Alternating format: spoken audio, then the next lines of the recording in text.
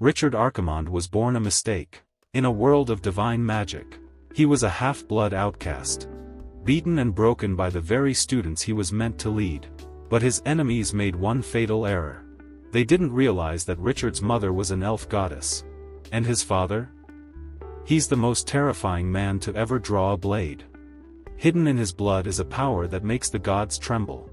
From a bullied outcast to the only student of a legendary mage. This is how Richard broke the Magic Academy. We begin on the continent of Thorn, a land governed by the Holy Alliance Empire, whose foundation is built upon the faith in the moon goddess, Elucia. With the goddess's blessing, a new continental order has been established. It is a world of beauty and grace, where elegant figures are surrounded by ethereal blue butterflies. Divine arts and magic are woven into the very fabric of the land. But this also means that dark powers, like necromancy, exist in the shadows. In a remote castle under the full moon, the Empire keeps a close watch. The ruling powers have decreed that any non-orthodox abilities must be strictly supervised, sealing them away in forbidden texts. A robed figure declares that these powers must be banned, lest they find their way into the world and corrupt the hearts of the people. The scene shifts to a bright, sun-drenched day. In a lush green forest, the leaves rustle with unseen movement. Something is crashing through the undergrowth. A massive wild boar with sharp tusks bursts out from the bushes. It pants heavily, clearly agitated and on the run. The boar continues its frantic escape through the forest. Suddenly, it's violently yanked off its feet, caught in a hidden trap. The boar lets out a piercing squeal that echoes through the quiet valley. From the shadows of the trees, a figure watches with satisfaction. The prey has taken the bait. The figure is revealed to be a young boy with white hair. He approaches the captured boar, a rope in hand, and says with triumph, "I finally caught you." A close-up shows a determined smile on the boy's face. His name is Richard. But his victory is short-lived. An arrow suddenly thuds into the boar's side, causing Richard to freeze in surprise. A larger, blonde-haired boy holding a bow appears with his friend. With a smirk, he declares, "Hee, the prey is ours." Richard is furious. He glares at the newcomers, shouting, "You stole my prey?" The blonde hunter is Pyru. He claims that everyone there can testify that he was the one who shot the wild boar, so how could it be stealing? The hunter's companion joins the mockery. "Is it just because you set a trap?" he asks, pointing out that they saw Richard earlier with nothing but small traps. The hunter's companion joins the mockery. "Is it just because you set a trap?" he asks, pointing out that they saw Richard earlier with nothing but small traps. Richard retorts with sharp logic, asking, "Is that so? Since you know I'm here to hunt rabbits, then why did you follow me all the way here to shoot a wild boar?" The blonde hunter's face twists in anger. "Your words. Are you saying that we were following you to steal your prey?" His companion waves a dismissive hand. "Stop wasting words on him. Pyru is the one who took down this wild boar." Richard refuses to back down, lunging forward and shouting, "You are going too far. This prey was caught by my trap." The taunt hits a sore spot, and Richard freezes in shock and anger as the bully grabs him and shouts, "That's why your dad left for the milk." The other hunter grabs Richard, throwing him to the ground. "Don't think you're so great just because you've read a few books, can write a few words, and can set a few animal traps." As he holds Richard down, he declares, "Fist is the only truth." Pyru glares down at him with contempt, his face a mask of rage as he asks, "Do you dare to resist?" Pinned to the forest floor, Richard glares back with unwavering defiance, gritting his teeth. "The prey is clearly mine." Enraged by the boy's stubbornness, the hunter kicks him hard. "Still talking back? What is that look in your eyes?" He sends Richard flying with another kick, screaming, "You fatherless bum." The bully stands over the fallen boy, demanding, "I'm asking you one more time. Do you submit?" But even as he struggles to get up, bruised and beaten, Richard's spirit is unbroken. This prey. It's mine. At the end of his patience, Pyru gives a final, chilling order to his companions. Hit him for me. I'll take responsibility if he dies. Later that night, under the pale light of the full moon, a battered Richard finally makes his way home, wincing in pain. Inside, his mother sees his bruised and swollen face and asks with concern what happened. Richard tries to brush it off, claiming he just got hurt while catching the wild boar. His mother gently tends to his wounds. She reminds him that while she asked him to hunt for his birthday feast, he mustn't push himself so hard. As she cleans a cut, a soft green light begins to glow from her hand. She tells him to hold still as she uses her healing divine art. The green energy envelopes her hands as she soothes his injuries, telling him to just endure it for a little while. She warns him not to push himself so hard again and to be more careful. But Richard, full of youthful pride, insists he's not a child anymore. He's 10 years old now and can take care of things at home. In an instant, the wound on his cheek is completely healed. He smiles brightly, flexing to show he's alright. His mother watches him with a fond smile, noting that he's loved to show off his strength ever since he was small. Her expression becomes more serious as she reflects on how quickly time flies. Her little Richard is already 10 years old. She decides that the time has come to finally tell him a long-held secret. The secret of a special ritual. She turns to her son and asks, "Richard, you've always hoped to be able to use divine arts like your mother, haven't you? Today, I can teach you." Stunned by the sudden offer, Richard's eyes widen. After the humiliation he just endured, the idea of learning divine arts feels like a dream. "Ah, really?" he asks, his voice trembling with a mix of disbelief and burgeoning hope. His mother gives him a knowing smile as her magic playfully makes a teapot float. "Of course. How could your mother lie to you?" she confirms, officially offering him the power he desires as his 10th birthday present. Richard is ecstatic. He pumps his fists and shouts, "Great! I want to learn." His expression hardens as the memory of his bullies surfaces. He thinks to himself, "That way, I won't be so easily bullied anymore." But his mother tempers his excitement. "Don't be so happy yet, Richard. Learning divine arts is not a simple matter." She explains that on the continent of Athorn, not everyone can use divine arts, as the church strictly controls their inheritance. The purpose of this control, she says while picturing a grand cathedral, is to maintain order. It is to list non-orthodox powers like shadows and demons as taboos, to prevent these evil forces from endangering the world. That, she explains, is why she hasn't taught him. She didn't want to put him at risk. But there is another reason, a prerequisite for using divine arts. The prerequisite, she states, is to learn the ancient language, to become a person recognized by the goddess Lucia. Richard looks puzzled, repeating her words, "The ancient language." His mother elaborates that one cannot understand divine arts immediately. A barrier exists to prevent evil powers from claiming them. She shows him a phrase in the ancient script, translating it as, "Power is granted to the truly strong," promising that as his birthday gift, she will teach him everything. But before she can continue, Richard speaks the second half of the phrase in the ancient tongue himself, saying, "A truly strong person must also have wisdom." His mother looks up, completely stunned. She stares at him in disbelief, stammering, "Richard, how could you?" His mother urgently asks, "Who taught you this ancient language?" He simply replies, "It was written in a book." Taking a lit candle, his mother leads the way into the dark recesses of their home. There, in the dusty attic, Richard points up to a book lying in a mysterious, glowing blue circle on the floorboards. "This book in the attic," he says, confirming that he actually understood it. His mother looks on, a slow smile spreading across her face. She muses that it must be destiny, as he'd read every other book at home already. This book was originally the gift she had prepared for his special 10th birthday ritual. Richard looks at the book, puzzled, and asks, "A gift?" He seems underwhelmed, thinking it's just another book.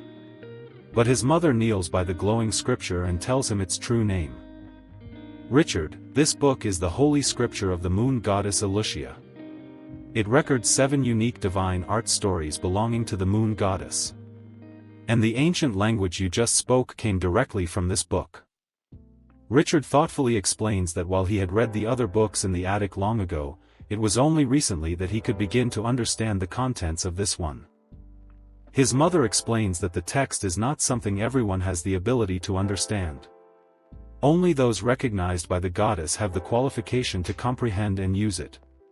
She admits that even she hadn't expected this. She looks at her son with newfound awe and declares, "You have been chosen by Alicia. Richard. Since the goddess has already recognized you," she says with newfound gravity, "then tonight will be the night you complete this special ritual." His mother tells him, "Kneel and pray," while she uses her divine arts to begin the ritual. His mother tells him, "You will enter the hall of the goddess Alicia to receive enlightenment concerning destiny." A brilliant golden light envelopes Richard, pulling him into the ritual. His mother watches him go, whispering a final piece of guidance. "Go, Richard. Listen carefully, my child." As he fades into the light, she warns him, "You will very likely encounter 2 or 3 choices next." Her voice echoes as he disappears, "Pay attention to the voice of the goddess, and follow your heart." Richard materializes in a vast, ethereal space, a celestial hall filled with glowing blue energy and massive, crystalline structures. This. Where is this? He wonders. He stands alone, a tiny figure in an immense, shimmering chamber. Suddenly, a powerful voice echoes through the hall, asking, "Do you want more power?" Startled, Richard looks around, demanding, "Whose voice?" The voice answers cryptically from the heart of the great hall, "Who I am is not important." It continues, "Perhaps you can understand me as the other half hidden deep within your heart." Richard is shocked by this revelation. All around him, colossal golden statues begin to rumble and glow, awakening from their slumber. The voice announces, "The idols of power have all awakened." The 6 towering idols loom over him as the voice commands him to begin your choice. Richard looks on with wide-eyed determination, realizing, This is what Mother mentioned. The first choice materializes before him, the divine arts idol of enlightenment. Then, 2 more idols are presented, the divine arts idol of cure, or healing, and the divine arts idol of sanction, or punishment.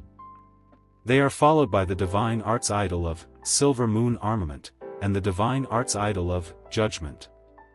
The final choice appears, the divine arts idol of foresight, also known as precognition. Richard is bewildered. Didn't she say there would be 2 or 3 choices? Why are there 6, he wonders, as the booming voice commands him to choose. He struggles with the decision, unsure of what these 6 divine arts truly represent and which one he needs most. In that moment of indecision, his mind flashes back to the brutal, humiliating beating he endured in the forest. He remembers the pain, the powerlessness, and the burning shame. The memory hardens his resolve into a single, desperate thought, "I want to become stronger." He thinks of his mother's gentle, healing hands and her worried face. To be capable of protecting Mother. His desire culminates in a powerful vow, and grow up to be a true man. As he makes his declaration, the Holy Scripture flares open before him. Finally he flashes back to his mother reminding him to follow the choice of his heart. With glowing eyes full of clarity and conviction, Richard makes his choice. "I understand," he declares, then screams out his decision, "I want wisdom." He shouts with all his might, his voice echoing in the celestial hall, "The wisdom to become a true man." The mysterious voice responds, "Understood. Following your choice of wisdom, the divine edict will point to a 7th idol, one that is outside the 6 idols, yet at their intersection. Beams of light erupt from the 6 statues, converging on the center of the platform. The voice proclaims, the 7th idol. From the vortex of power, a new, massive idol, dark and winged, begins to materialize as the voice announces the name of his newfound, divine art. The shadowy, winged statue fully appears, and his unique power is revealed, Dark Side of the Moon. An ancient, ominous message appears in glowing red script. The balance of the world dictates that every gain has a price. The script continues with a chilling question for Richard and his newfound power. Then, for gaining an unexpected ability, what price will you have to pay? Back in the attic, the ritual concludes. Richard remains kneeling, his head bowed, as his mother looks on with a worried expression. Suddenly, the calm is broken as a dark, smoky energy erupts from the ritual circle, filling the room. His mother's eyes widen in alarm as she sees the ominous power. "Richard!" she whispers, a bead of sweat running down her face. She reaches out for him, but a shadowy mist rises from his body. He lets out a pained, guttural growl as the dark energy consumes him. She recoils, her face a mask of shock and fear at this unexpected and terrifying outcome. From the swirling darkness enveloping her son, a monstrous creature made of shadow begins to form, its sharp claws and menacing shape leaving his mother utterly horrified. In a mysterious space, a single eye reflects a glowing moon. Below, Richard floats in a swirling abyss of blue energy, drawn towards the light. The boy, Richard, floats helplessly in the strange, linear dimension. A voice echoes his name, Richard, startling him. The voice who is revealed to be Richard's mother, Elaine, who urgently calls out, "My child," as she is struck by possessed Richard. Suddenly, Elaine is struck and sent onto the attic floor. She lands hard on the solid floor, catching her breath and wondering, how could this happen? To think it would be the shadowy possessed Richard that attacked her stands over her. As Elaine finishes her sentence of this incident happening during the enlightenment of Alicia. Elaine recalls an old adage, a truly powerful person must also possess wisdom. She questions whether this strange and violent experience is truly the enlightenment of Alicia. But rather than ponder, she leaps into action, charging at Richard with a determined look and a bleeding hand. Elaine effortlessly blocks his attack with a shimmering green aura of magic. The two are locked in a fierce struggle, their powers clashing in a whirlwind of green and white energy. Elaine begins to channel her energy, initiating a powerful ability, Divine Technique Prediction. With a determined expression, she unleashes the technique from a glowing book, shouting the command, "Initiate." Richard is plunged into a chaotic void. A dark, broken moon hangs in the abyss, surrounded by terrifying shadow creatures that swirl around him. A glowing, spectral form of his mother appears, observing the scene and noting, truly a shadow creature. Richard is seen falling through the darkness once more as his name is called out again. Elaine cries out in agony as she returns to consciousness, clutching her head. "Ugh! My head hurts so much." The ordeal appears to finally be over. Richard is on his knees, exhausted, while Elaine sits in a nearby chair. The blue wisps of energy from the ritual dissipate around them. Elaine begins to explain the meaning of the harrowing experience. There can be no mistake. Those chaotic creatures have already reached the domain of the moon goddess. She continues, describing the vast world of magic, between planes, with their own world being just one of many. And between these planes, there are countless shadow races wandering. This evil force is constantly trying to corrupt every plane it can reach.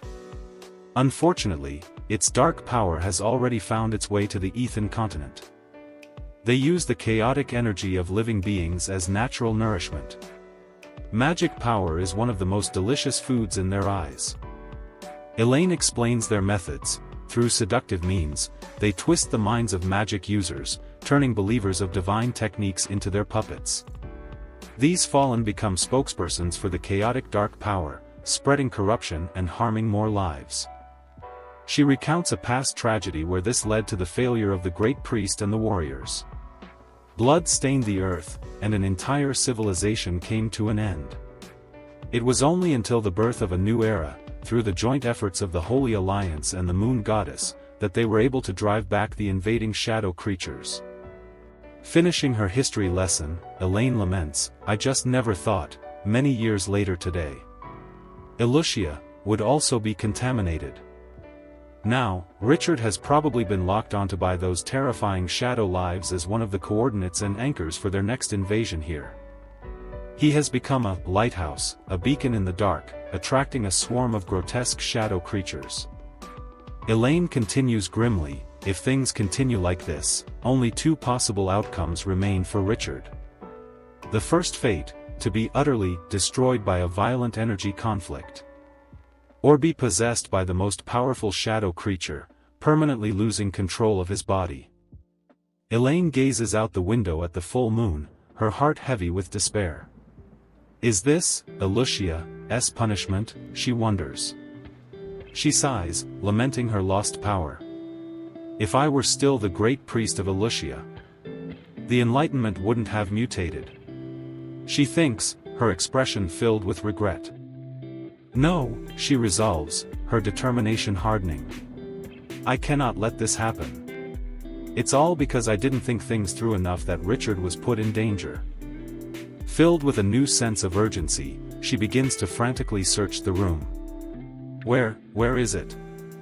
She finally finds what she's looking for in a desk drawer, an old scroll tied with a ribbon and a golden quill. She holds the ancient parchment, her eyes filled with a mix of hope and sorrow. Although 10 years have passed, Elaine prepares for another ritual, her magical energy swirling as she holds the glowing quill to the ancient scroll. She recalls her former strength. The person who was able to destroy the elf royal court back then, should be able to deal with shadow life. As golden energy bursts forth, she begins the chant, invoking a powerful name, Isaiah Satan Talia Akmand. The ritual culminates in a blinding explosion of golden light. Elaine explains the meaning of the spell.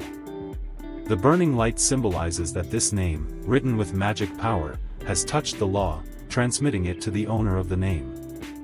For them to perceive. Elaine watches, her eyes open and aware, absorbing the powerful magic. The scene shifts, taking us back in time. 11 years ago.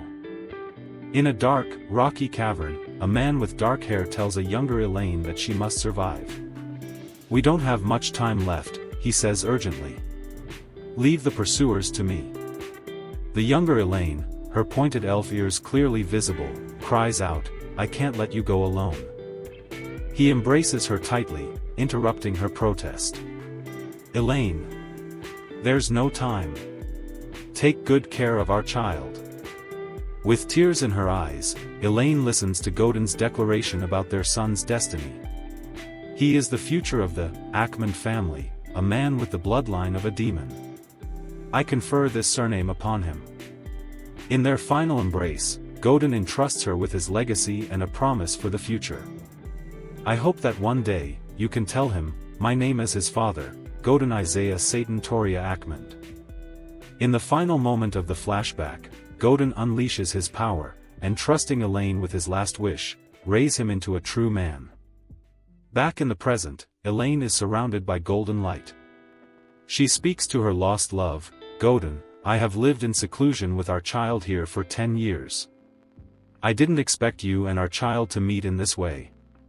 Her own elf ears now visible, she extends a hand glowing with power and calls out to the memory of her husband, he needs you. Invoking her past authority, she unleashes her full power, in the name of the great priest, Begond. A powerful beam of light erupts, enveloping Richard. The divine magic shines like a beacon from their home, piercing the darkness of the night. After the intense ritual, a calm settles. Richard stirs, and his mother holds him gently, relieved. Ah. You're awake. My head hurts so much. What happened? Richard asks, disoriented. I remember I saw the full moon and then. Elaine soothes him, "It's all right now, Richard." As his senses return, Richard notices something startling about his mother's appearance. "Ah. Mom, you." Elaine smiles gently, revealing her long, pointed elf ears. "No need to be surprised," she says softly, "this is what Mom originally looks like." Richard tries to piece together his memories. "Just like that, I chose wisdom." Then the seventh goddess statue appeared. After that, my impression became more and more vague. But I vaguely still remember. I was taken to another space. The feeling there was completely different from before. He describes the strange, ethereal plane, oppressive. Dead silence. In that space, he sat before a massive moon that left him with a single, cryptic sentence. He explains, just like the front and back of the moon. "I obtained wisdom, and the truth behind the wisdom." Puzzled, Elaine asks, "Truth?" Richard adds, "I have never heard of an ability like truth existing in the Enlightenment. Although my consciousness was a bit blurry at the time. I remember this sentence very clearly." Elaine listens intently, her expression turning serious as she considers the implications of this new, unheard-of power. Truth. Could it be? A flicker of understanding, or perhaps deeper concern, flashes in her eyes. Richard confirms the change within him. "This time I have gained a clearer ability to understand the world. I can feel, my body has improved. I can see the scenery outside the window further, and hear movements, more clearly." Elaine looks down, her thoughts drifting back to Godin's last words about their son's demonic bloodline and his destiny as part of the Ackman family. She turns back to Richard, trying to calm his mind. "All right, Richard, you don't need to think so much right now.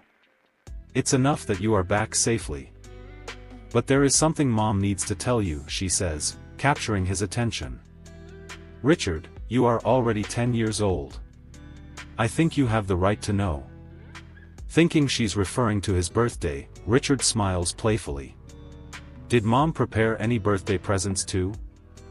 Elaine's expression turns grave as she delivers the unexpected topic, "It's your father." The word hangs in the air, stunning Richard, who had always believed his father was long gone.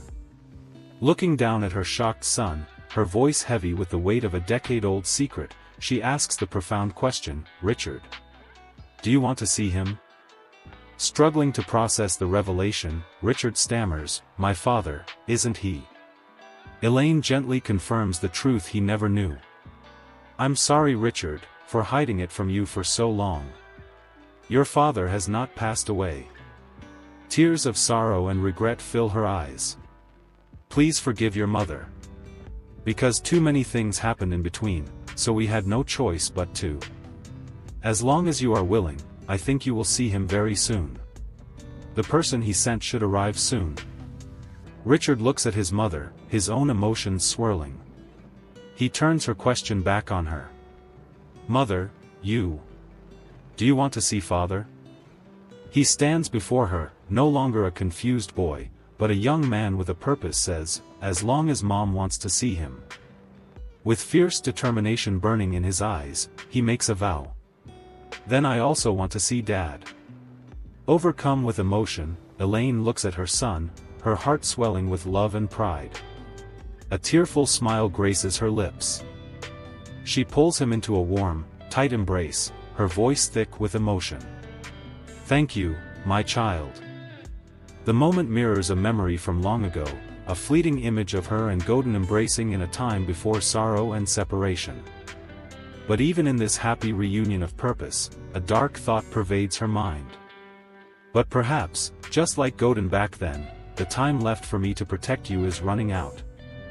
A few days later, the scene changes to their peaceful village, bathed in the warm light of a sunny afternoon, where farmers quietly tend to their crops. Suddenly, the thundering sound of hoofbeats shatters the tranquility. A villager stops his work, looking up from the fields in alarm. Wiping sweat from his brow, he turns to his companion with a concerned look. Who entered the village? His eyes widen in sheer terror at the approaching sight. Those are heavy cavalry.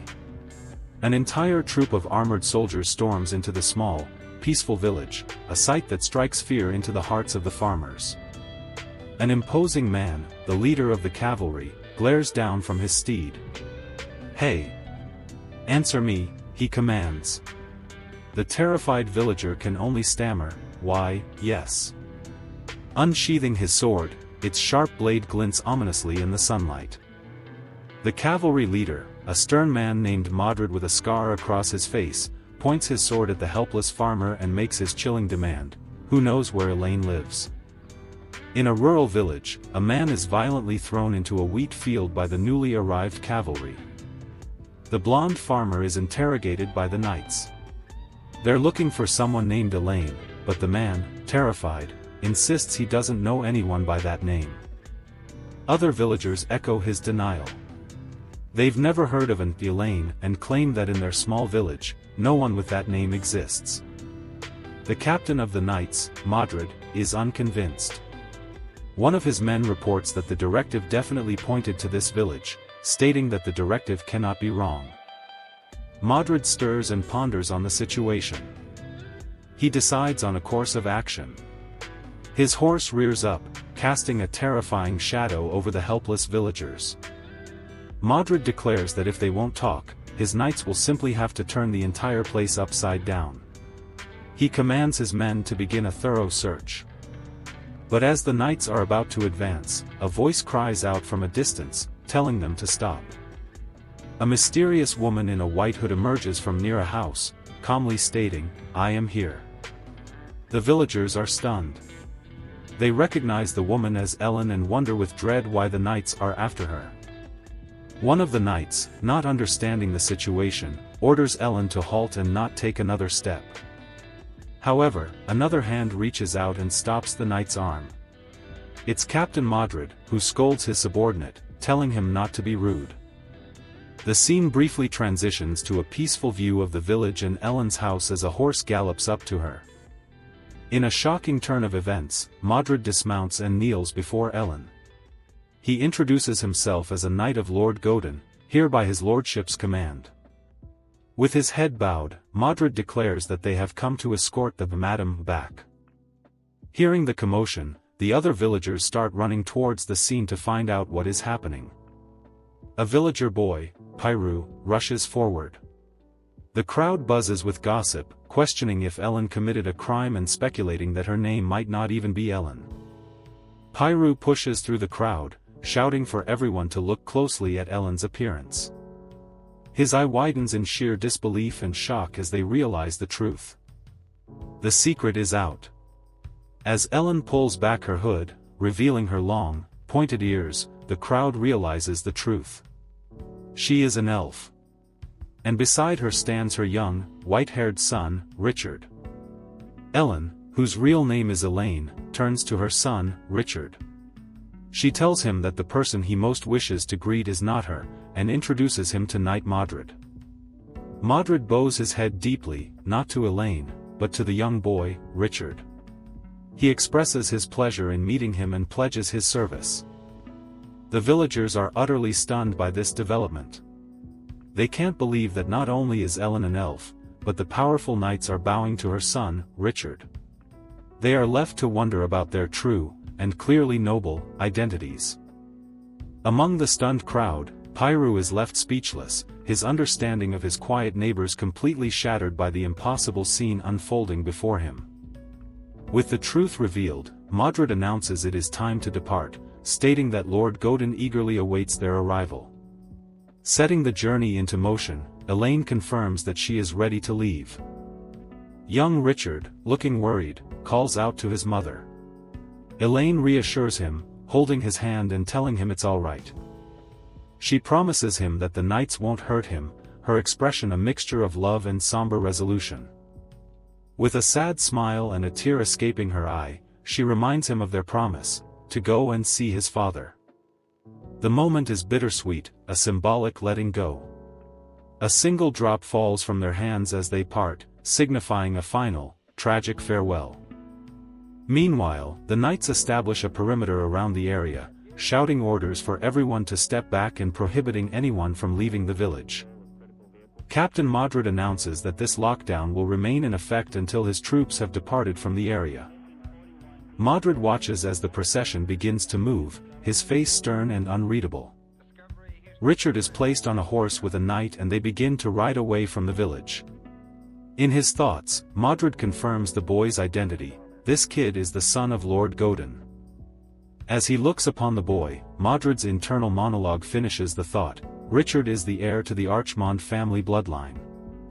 But as they are leaving, a knight frantically rides up, shouting to Captain Modred that something is wrong. The knight reports that Madame Elaine has vanished. Richard and Modred both turn back in shock. The knights are confused. She was supposed to be in the carriage. One explains that she claimed to have forgotten something and went back, but the soldier following her lost her in a sudden gust of wind. The panic escalates as another soldier arrives with terrible news: the village is on fire. From the back of the procession, the villagers cry out in terror, pointing to the source of the blaze: it's Ellen's house. The final, horrifying report comes from the rear guard. Madame Elaine returned to her home, and immolated herself. Richard and the knights look back towards the plume of smoke in absolute horror. The word "no" escapes Richard's lips as his mind struggles to process the catastrophic news. Pure instinct takes over. Screaming in denial, Richard throws himself from the horse and tries to run back towards the fire, but he is quickly intercepted by the knights. He's thrown to the ground as they struggle to restrain the grief-stricken boy. Richard fights against them with all his might, screaming for them to let him go. He cries out that his mother didn't say it would be this way. Tears streaming down his face, he continues to struggle against Captain Modred, desperately pleading for them to release him.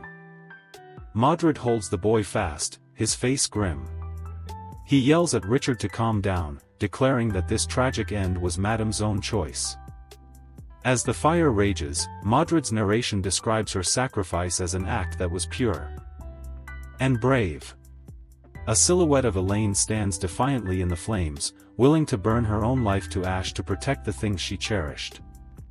Modred calls her a woman truly worthy of Lord Godin. As Richard weeps, reaching for the fire, the captain tells him not to disappoint her expectations and everything she has done for him. The scene flashes back to a quiet night under a full moon. Elaine tells a younger Richard that they will soon be leaving the village where he was born. Richard asks her why she waited until after his 10th birthday to tell him the truth about his father being alive. The flashback continues. Stroking his hair, Elaine tells Richard there was no other way. She confesses that due to her own negligence, something terrible happened to her, and the only solution left is to ask for his father's help. When Richard asks how she met his father, Elaine looks out the window, explaining that their story is too complicated to tell. She reveals that because of powerful forces and complex issues, she was forced to take him into hiding under assumed names. She explains that it wasn't until a recent ritual that she was forced to revert to her original elven appearance. As Richard admits his own shock at the revelation, Elaine grows somber, stating that she has little magic left and her illness will only get worse. Richard's eyes widen in alarm as he processes her words. "Mom, are you sick?" he asks, his voice filled with fear. Elaine confirms his fears, her expression grim. She says that this illness cannot be overcome. Then she delivers the ominous truth: one party must make a sacrifice. She looks at him sadly, telling him that after taking him to his father, she will need to leave him for a while in order to cure the illness. Richard immediately protests, crying out that he wants to go with her. But Elaine gently tells him not to be willful, reminding him that this is all for his sake and that he should be obedient if he wants her to get well quickly. Devastated, Richard can only stammer, "But I..." Elaine looks at her son, her gaze full of love and resolve, as she prepares to give him her final words of comfort. "Remember, Richard," she says, pulling him into a final embrace. "No matter where you go, Mom will be by your side." The flashback ends, and the scene returns to the brutal present. Richard lies unconscious in the back of a hay cart, having been knocked out by Modred's men to silence his frantic cries. Modred orders the carriage to depart first, instructing his knights to protect Richard at all costs. One of the knights questions the appropriateness of knocking out Lord Godin's child, but Modred coldly replies there was no better way. The knight then asks for orders regarding the village. Modred issues a chilling command: a small group of the women are to be allowed to escape to spread the news that the madam is dead. The knight then asks about the fate of the remaining villagers. His face darkens as he explains the grim reality of their situation. Modred states that Lord Godin does not want anyone else knowing the child's whereabouts. The implication is clear and brutal. With the village burning behind them, Modred's soldiers give the final, horrific order: seal the village. Kill them all. The knights carry out the command without hesitation. The once peaceful village becomes a scene of slaughter as the remaining villagers, including the other boy Pyru, are mercilessly cut down. As the massacre unfolds, the scene transitions back to Elaine's voice from the flashback. Richard had asked her, "Mom, what kind of person is father?" Her answer was simple and terrifying: a madman. She revealed his terrifying past. 10 years ago, Richard's father, Romeo Archimond, single-handedly annihilated the elven royal court in the Evernight Forest. His actions were so devastating that they shook the entire Holy Alliance. Despite this, Elaine admitted that she hadn't had any news of him for many years. However, she had heard that he has since become a marquee, and now resides in a place named the Black Rose Castle, which looms ominously in the distance. Sometime later, Richard groans, waking from his forced slumber. The trauma of the day's events has taken its toll. His eyes snap open, the last word he remembers crying out is "Mother." Richard sits up, dazed and confused.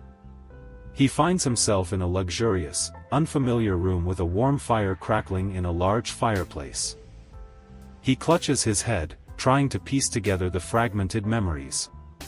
He only recalls being pinned to the ground by one of the knights, and then, nothing. Then, the full, horrifying memory comes rushing back: the fire, his mother's sacrifice. His eyes widen in panic and grief. In a frantic surge of adrenaline, he leaps out of bed, shouting for his mother. He has to find her. But as he stumbles into the room, a sudden knock at the door stops him in his tracks. Startled and on edge, he calls out, "Who is it?" Slowly, the large, ornate door creaks open. A young maid with long, light brown hair appears. She sees Richard and calmly says, "It seems you are awake." She informs him that she has put his clothes out and that he should bathe and change. Richard is flustered, suddenly aware that he's only in his shorts and feeling completely out of place. He panics, asking why she has his old clothes. The maid simply directs his attention to a new set of clothes, points him toward the bathing area, and ignores his outburst. She tells him to wash up properly, her tone professional and distant. "His lordship is waiting to see you," she adds before turning to leave. Richard repeats her words, "His lordship." The reality of his situation, and who he is about to meet, begins to sink in. After bathing, he gets dressed in the unfamiliar, high-quality clothes laid out for him. Now dressed as a young nobleman, Richard looks a world away from the village boy he was just hours ago. He looks around the massive room and can only think, this place is really big. The camera focuses on a golden candelabra, a symbol of the immense wealth and power that now surrounds him. He walks nervously through the grand, intimidating halls of what he now knows is the Black Rose Castle. With a deep breath and a determined, albeit nervous expression, he heads toward the main hall to meet his fate. He arrives at the bottom of a grand staircase. From the darkened landing above, a calm, commanding voice rings out, "We finally meet." He arrives at the bottom of a grand staircase. From the darkened landing above, a calm, commanding voice rings out, "We finally meet." The man steps out of the shadows, revealing an imposing figure with striking black and white hair and a red rose on his lapel. It is his father, Marquis Romeo Archimond. He looks down and addresses the boy by his full, noble name, Richard Archimond. My bloodline. The scene opens on a lavishly lit dining hall, viewed from the quiet darkness outside a large window. Inside, someone is having a meal, their hands elegantly cutting a piece of meat on a porcelain plate. A young boy with white hair, Richard, strangely eats a piece of food that is literally on fire. A voice from across the table remarks that while life has its hardships, one should always have a passion for good food and drink, something Richard's mother, Elaine, often said. The voice adds that Richard's personality is very similar to his mother's. At the mention of his mother, Richard's expression darkens, a flicker of turmoil in his eyes as he chews the food. The speaker is revealed to be Lord Goton, a man with striking black and white hair.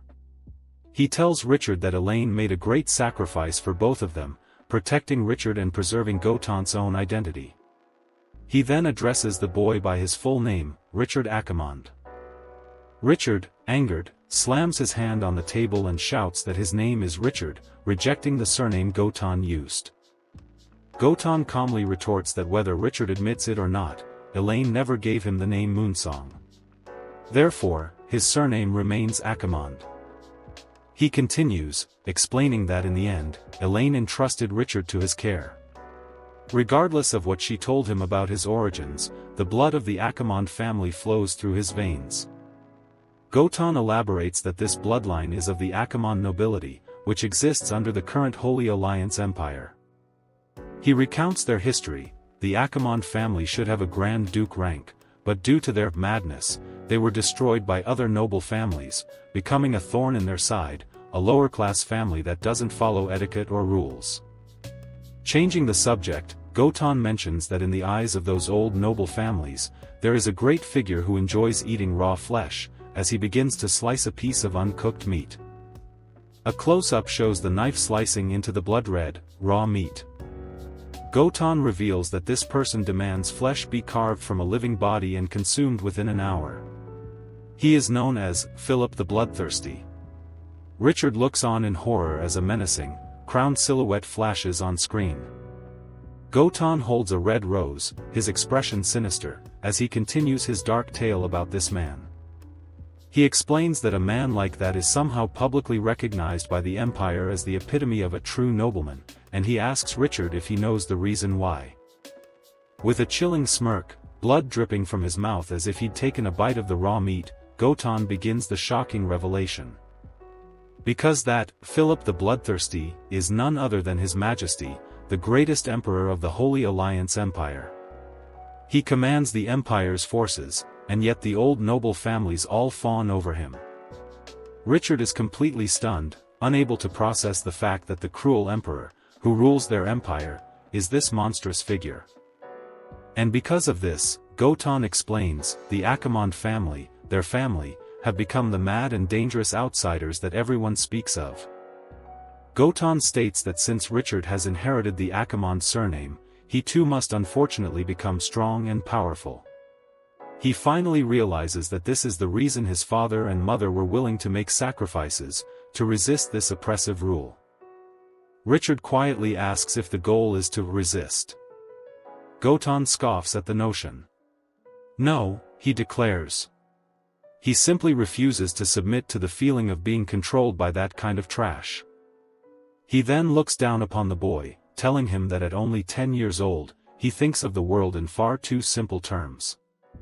Goton delivers a chilling warning: when Richard truly understands the truth, he might discover that the person closest to him is no different from the bloodthirsty emperor. Their intense conversation is interrupted by an aide, who apologizes and reports that spies from other noble families have been captured in their territory, an organized group of over 100 commoners.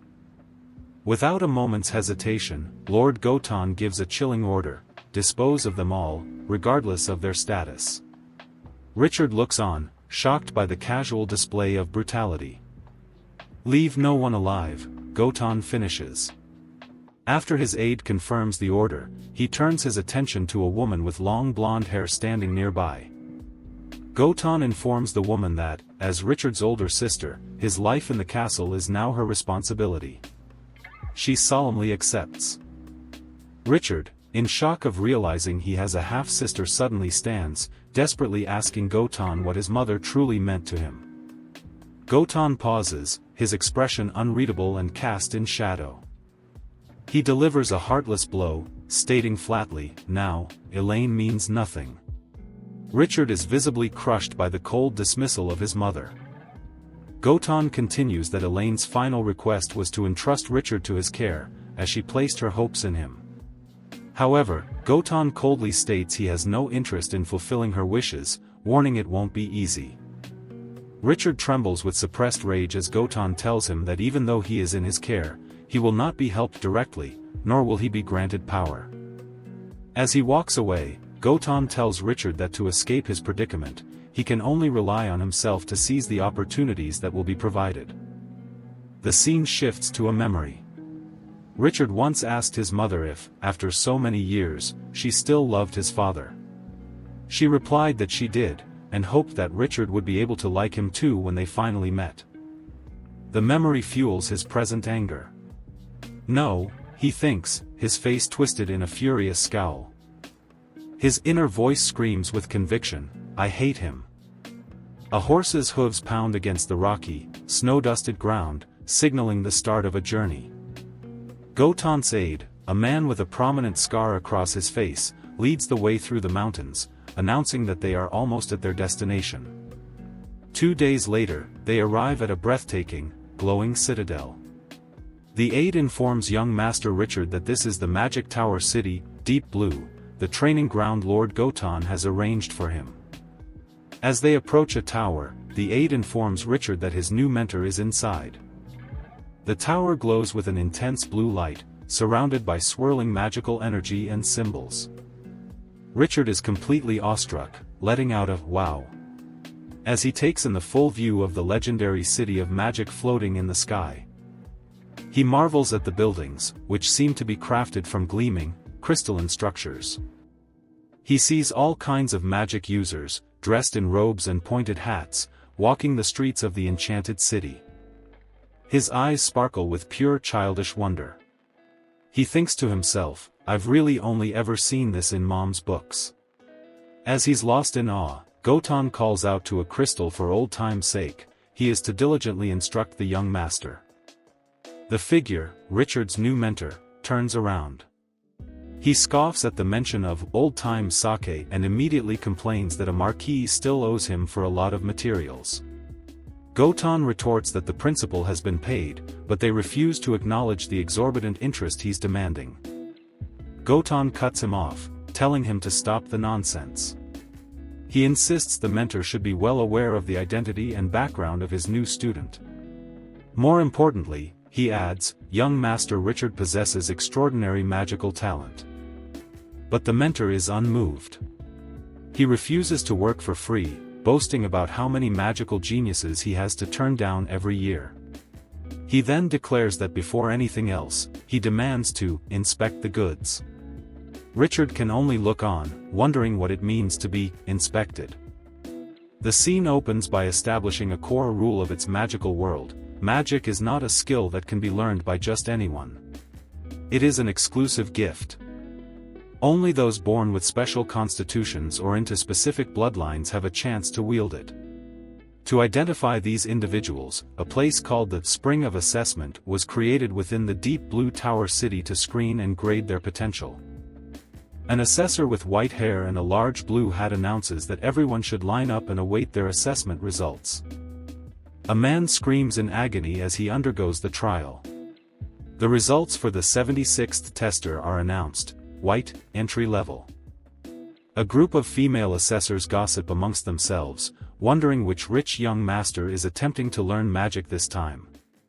They note with disappointment that the testers so far haven't been impressive, with no one even reaching an intermediate level. Meanwhile, Madrid, a knight in a red hood, speaks to a nervous young boy named Richard. He reassures him that it will be his turn soon and tells him not to be nervous, but to endure the process. An announcement is made: the 77th tester is about to begin.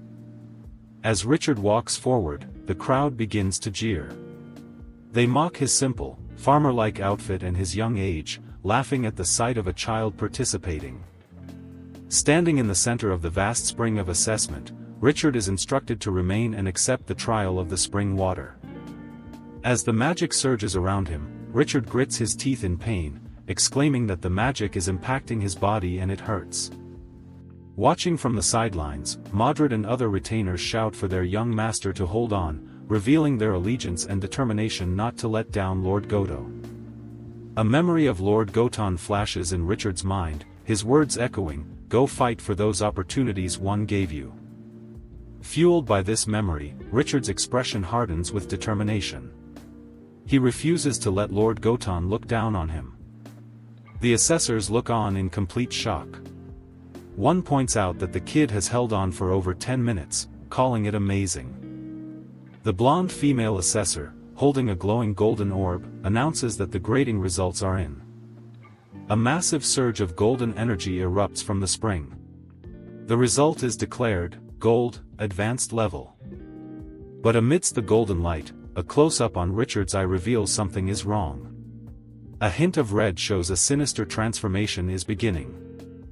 The scene is overlaid by a blood-red moon hanging over the academy, signaling a dark turn of events. Richard lets out a horrifying scream as the golden energy becomes corrupted, and dark, shadowy power begins to mix with it. The system flashes a warning: an unidentified anomaly has been detected. Danger! The onlookers and assessors are thrown into a panic, questioning the black energy and the type of magic Richard is using, something none of them have ever seen before. Modred stares in shock and realization. He identifies the dark power manifesting before him, a shadow creature. A thought flashes through Modred's mind, recalling the past worries of the Madam. In a flashback, Modred is seen speaking to Elaine, Richard's mother. She explains that it is for this reason that he must contact Lord Goton for help, despite knowing it will cause trouble among the human noble factions. He feels he has no other choice. Richard's mother, the Madam, asks Mordred, "Please protect Richard for me." Finishing his memory, the knight Modred kneels and pledges his life to his cause. With grim determination, he vows that he will do his utmost to protect the young master, Richard. Back in the present, without a moment's hesitation, Modred leaps into the swirling vortex of dark energy to save his master. He plunges headfirst into the chaotic mass of shadow creatures that have surrounded Richard. Modred strikes down, attempting to cut through the shadows, but he is immediately met with overwhelming resistance as the dark energy consumes him. He grits his teeth, realizing the shadow energy is far too strong. Covered in wounds and blood, he screams that with his human body, it's impossible to break through the dark power. Watching the chaos unfold, one of the female assessors panics, shouting that an unidentified, intense anomaly has appeared and requests immediate backup. Another assessor replies with wide-eyed shock, announcing that the legendary mage has already gone to deal with the situation. As Modred is being overwhelmed by the shadows, a powerful voice commands everyone to move aside. A figure with flowing pink hair, the legendary mage Sue Helen, descends and unleashes a blindingly powerful blast of magic that cuts through the darkness. Sue Helen looks down at the scene, noting that Richard, the boy from the bloodline that Goton entrusted to her, is being targeted by shadow creatures. A silhouette of Richard, his eyes glowing with blue energy, is seen as Sue Helen declares him the chosen child. With a swift and powerful movement, Sue Helen strikes down one of the monstrous shadow creatures. Modred, witnessing her immense power, can only call out his young master's name. Sue Helen calmly stands amidst the dissipating shadows, confirming Richard's name and stating that he has passed the quality inspection. Modred recognizes the legendary mage. With a confident, knowing smile, Sue Helen declares that Richard is qualified to become her student. The scene transitions to a quiet night, with the moon shining over the towers of the Magic Academy. Richard is lost in a dream, a terrifying vision of being surrounded by an inferno. In his nightmare, he sees the silhouettes of two figures amidst the flames, and he desperately calls out for his mom. A vision of his mother, her back turned to him amidst the fire, calls his name. She turns to face him, reaching out as she calls his name one last time. Richard screams for his mom as he jolts awake in bed, finding himself in an unfamiliar room. A voice tells him that he is awake.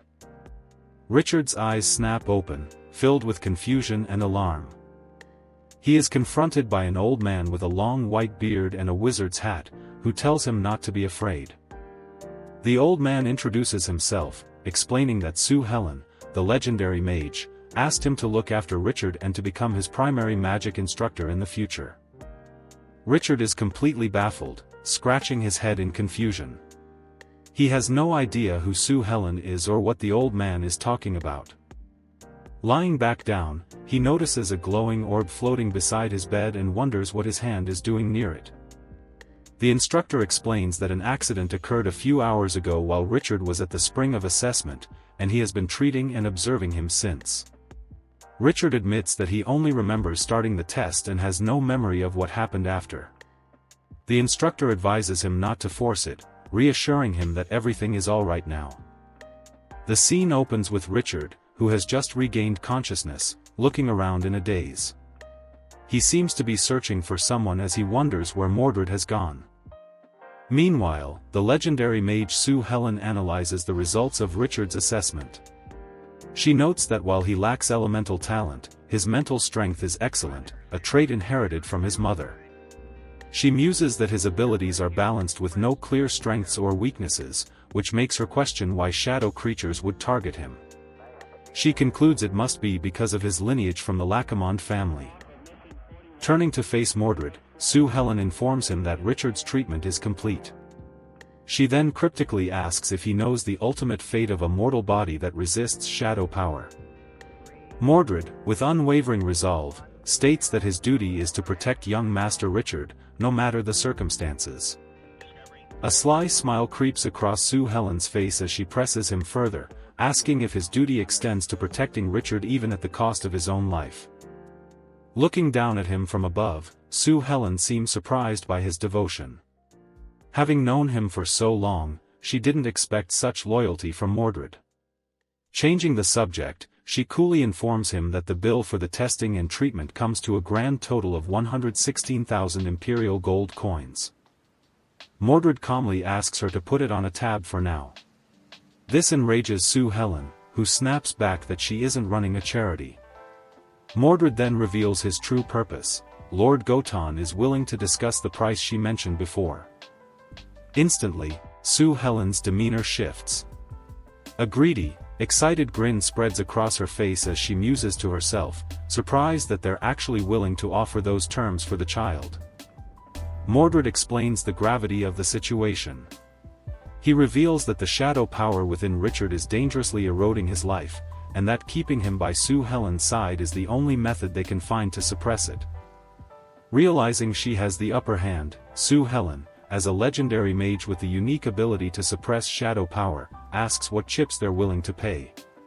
She makes a steep demand, the revenue of one of Lord Goton's 2 planes.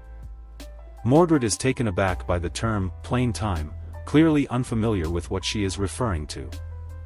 With a sparkle in her eye, Sue Helen corrects him, clarifying her demand, no, Norland time.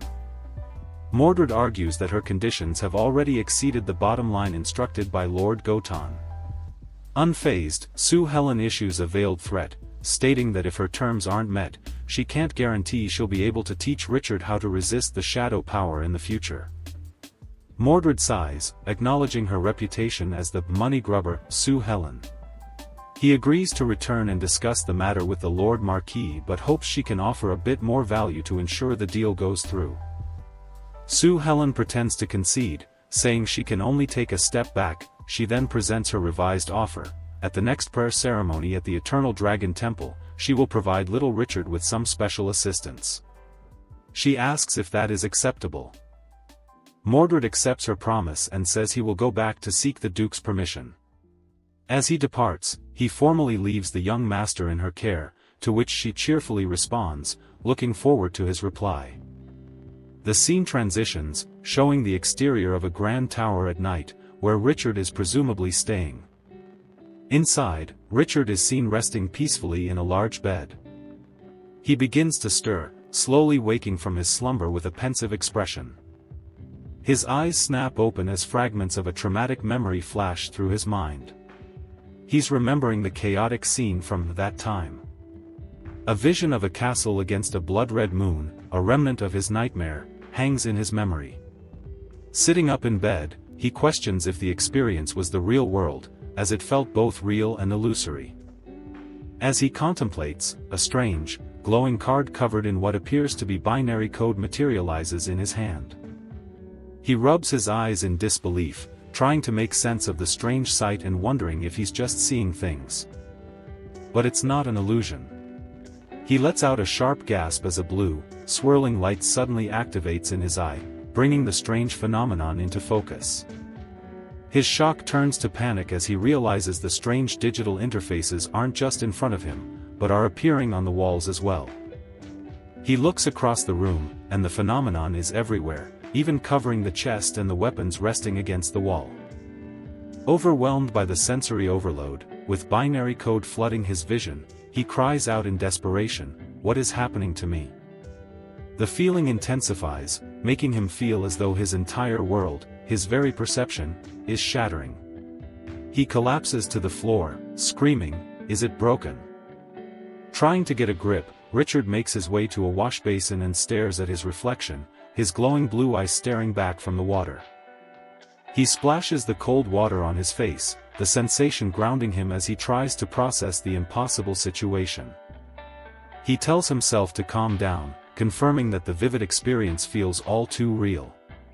This is not a dream. As he catches his breath, he becomes aware of a clear, sharp sensation throughout his body, a new level of awareness.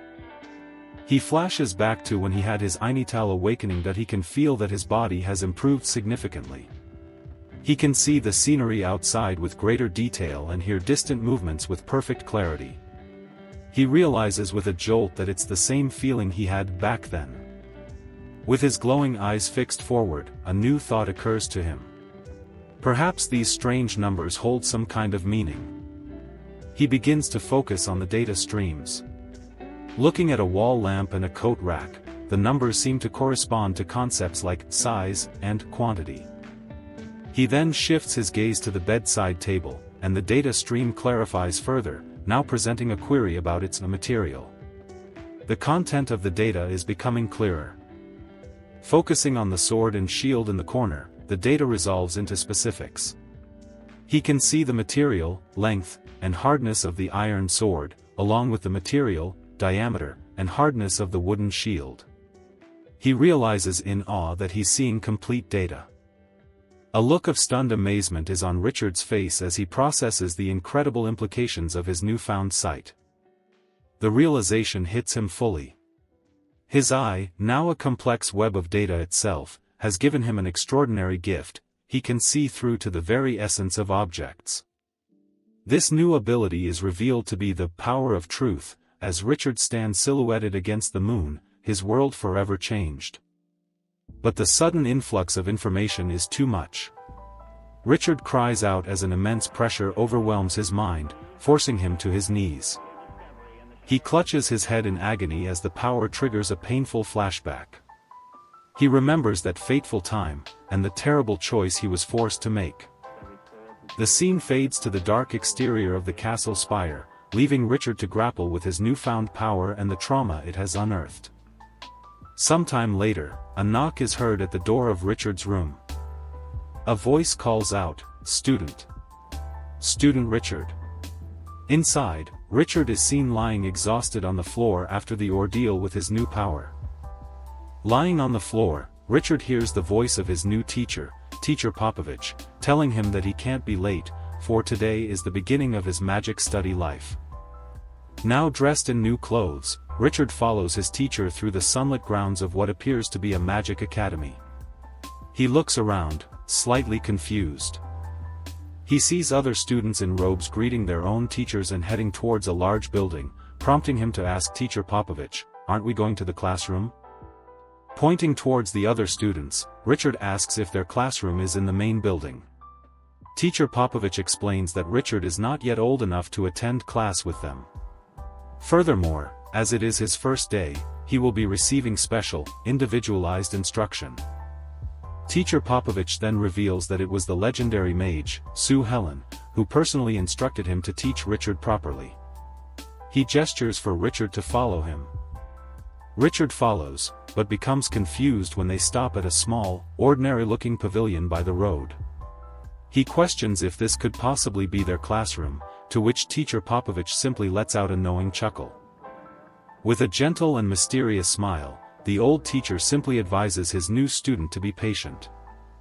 "We will arrive soon," he says, as he touches his finger to a magical, glowing clock face that has materialized in the air, indicating the use of powerful spatial magic.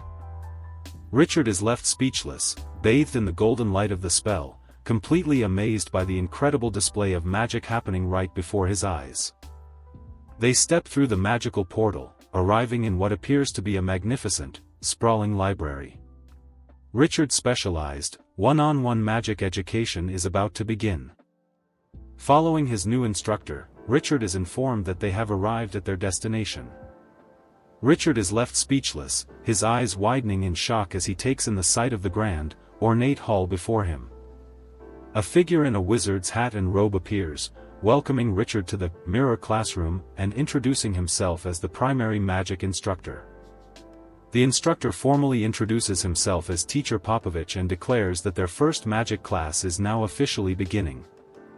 The first lesson is on how to observe the magical world. Popovich begins by explaining the concept of a primal force, the foundation upon which everything is built. The lesson delves into cosmology, explaining that within the chaotic space of existence, many different plane worlds exist, each with its own set of laws. Popovich elaborates that these laws form the very framework of the entire world, and the plane where they stand, the continent of Norland, is a high-level plane. To demonstrate, Teacher Popovich conjures a flame in his hand, a physical manifestation of the magic within their world of Norland. He stands before a massive, intricate clock, explaining that for those who observe the world of magic with only their naked eyes, its existence is something to be taken for granted. Richard's eye is wide with a mix of concentration and wonder as he tries to absorb the profound concepts being explained to him. Popovich continues, stating that when one's consciousness reaches a higher perspective to observe the world, what one truly sees and hears is not real. Just like the mirror classroom they are in, the appearance of the world is merely a protection, a perception created within one's own consciousness. Richard is clearly overwhelmed, muttering the complex words to himself as he struggles to comprehend the mind-bending lesson on planes, laws, and the unreal nature of observation. Sensing his confusion, Popovich explains that the legendary mage herself insisted he teach Richard the truth without coddling him, as this profound knowledge is vital for his future. The lesson concludes with a homework assignment for the next 3 months. Richard must draw his own magic array composition, a critical first step in mastering the laws of their world. Richard is taken aback by the immensity of the task, stammering at the thought of having to create his very own magic array composition. But his shock quickly turns into resolve. Acknowledging his teacher, Richard becomes determined to create magic that truly belongs to him. 2 months later. Time has passed, and a powerful magical energy begins to swirl and take shape under the night sky. A hand moves with practiced grace, channeling the potent magical forces into a complex pattern. The spell is cast by Sue Helen, a powerful mage with distinctive pink hair, who is surrounded by the brilliant light of her magic.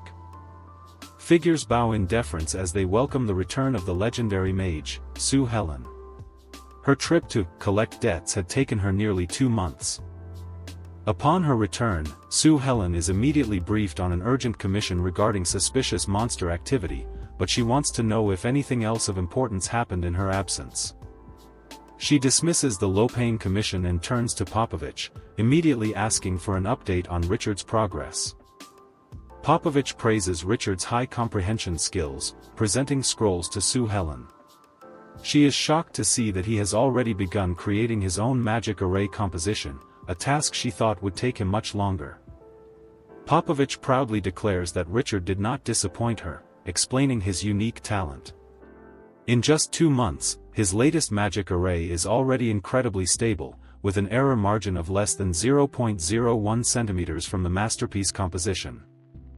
Sue Helen looks at the magic array composition with a stern, analytical expression, processing the information Popovich just gave her about Richard's incredible progress. The other mages are in disbelief, questioning who could have drawn such a masterpiece. They speculate it must be a great mage of level 10 or higher, or perhaps a professional rune master, as the school currently has none. With a hint of pride, teacher Popovich informs the astonished crowd that their guesses are wrong. The composition came from the hands of a mere magic apprentice. The hall erupts in shock and disbelief. The mages can't believe that such a flawless work could have been created by a simple apprentice. Just as the debate intensifies, their attention is suddenly diverted by a massive commotion coming from the direction of the dormitory area. A spectacular explosion of magical energy, like a brilliant firework, lights up the night sky, originating from the dormitories. The bloom of magic is intensely powerful, confirming a significant magical event is taking place. Back in his room, amidst the swirling energy, Richard triumphantly shouts, "I succeeded, despite the rules against using magic in the dorms late at night." A crazed, triumphant grin spreads across his face. He reveals that after 2 months of training, he can finally use his ability to see through the essence of matter. He declares that by borrowing this unique ability, he has finally drawn the magic that belongs to him, punctuating his success with another burst of magical fireworks. Watching from afar, Sue Helen remarks on the very beautiful magic fireworks. Popovich confirms without a doubt that the fluctuation of energy is Richard's. Sue Helen is thoroughly impressed. She notes that Richard completed his 3-month assignment a month early and even created his own magic faster than most professionals. She concludes that the child is truly gifted. With his progress confirmed, Sue Helen's thoughts turn to a more serious matter. She asks Popovich about the status of Richard's dangerous shadow fluctuation during this period. Popovich, holding a glowing orb, reports that while he could feel the fluctuating aura of the shadow power, he could also sense Richard was working hard to actively suppress and control it. Understanding the situation, Sue Helen decides it is time for the next step in his development. It's time to let him go to his own school life. 7 months later. The scene shifts to a grand, towering structure, the Deep Blue Academy in Magic Tower City. It's the first day of the new semester, and a teacher urges the students to hurry. On the steps of the academy, students are seen rushing to class, anxious not to be late.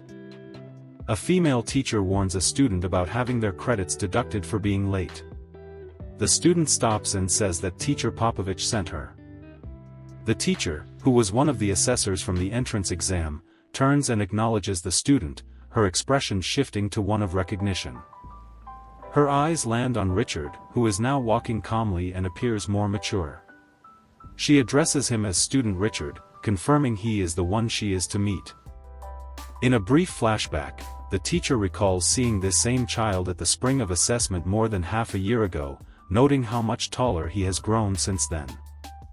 Popovich is giving Richard a tour of the academy grounds. He points out the front courtyard gate and informs Richard that he has already arranged his accommodation in the dormitory. Popovich then gestures towards a large building, identifying it as the teaching area where Richard will be attending his classes from now on. They arrive at a classroom. Popovich explains this is for Richard's first magic theory class and reassures him that being late is fine since he's a new student. Before leaving, Popovich shows some concern, telling Richard to let him know if he feels unaccustomed to anything, given the age gap between him and the other students. Richard, now looking more mature and self-assured, turns to his teacher with a calm smile. He reassures Popovich, telling him that it's okay and that he is more than capable of taking good care of himself. The scene opens in a grand hall, where students of a magic academy are gathered. A buzz of gossip fills the air as they discuss the imminent arrival of a new student, rumored to have an insane background and to be very young. The whispers continue, and one student reveals the most shocking rumor of all: the new kid is supposedly the legendary mage's newest student. Peipan, a student with an eye patch, listens to this with a look of stern disbelief. A teacher, wearing a large witch's hat, calls for order, telling the students to quiet down as they are delaying class. She announces that today, a new student will be joining them, sparking a fresh wave of excitement. The teacher formally introduces the new student, a boy with striking white hair. "This is student Richard," she proclaims to the class. A close-up shows Richard's face. He has sharp, turquoise-colored eyes and a calm, composed expression as the teacher announces that he will be studying with them from now on. One of the students, a girl with pink hair, notes that while Richard isn't a small child, he definitely looks younger than the rest of them. She eagerly asks the teacher if the rumor about him being the legendary mage's student is true. The entire class erupts in a wave of shock and disbelief. The idea that this young kid could be the student of the legendary mage seems impossible to them. The students begin to question Richard's qualifications, wondering what makes him so special when countless other powerful, accomplished mages have failed to gain an apprenticeship. The teacher once again has to shout for them to be quiet. The teacher appears flustered by the class's outburst, turning to try and address the rampant speculation. However, before the teacher can speak, Richard addresses the class himself, his voice cutting through the noise. He states clearly that he has never met the legendary mage they speak of.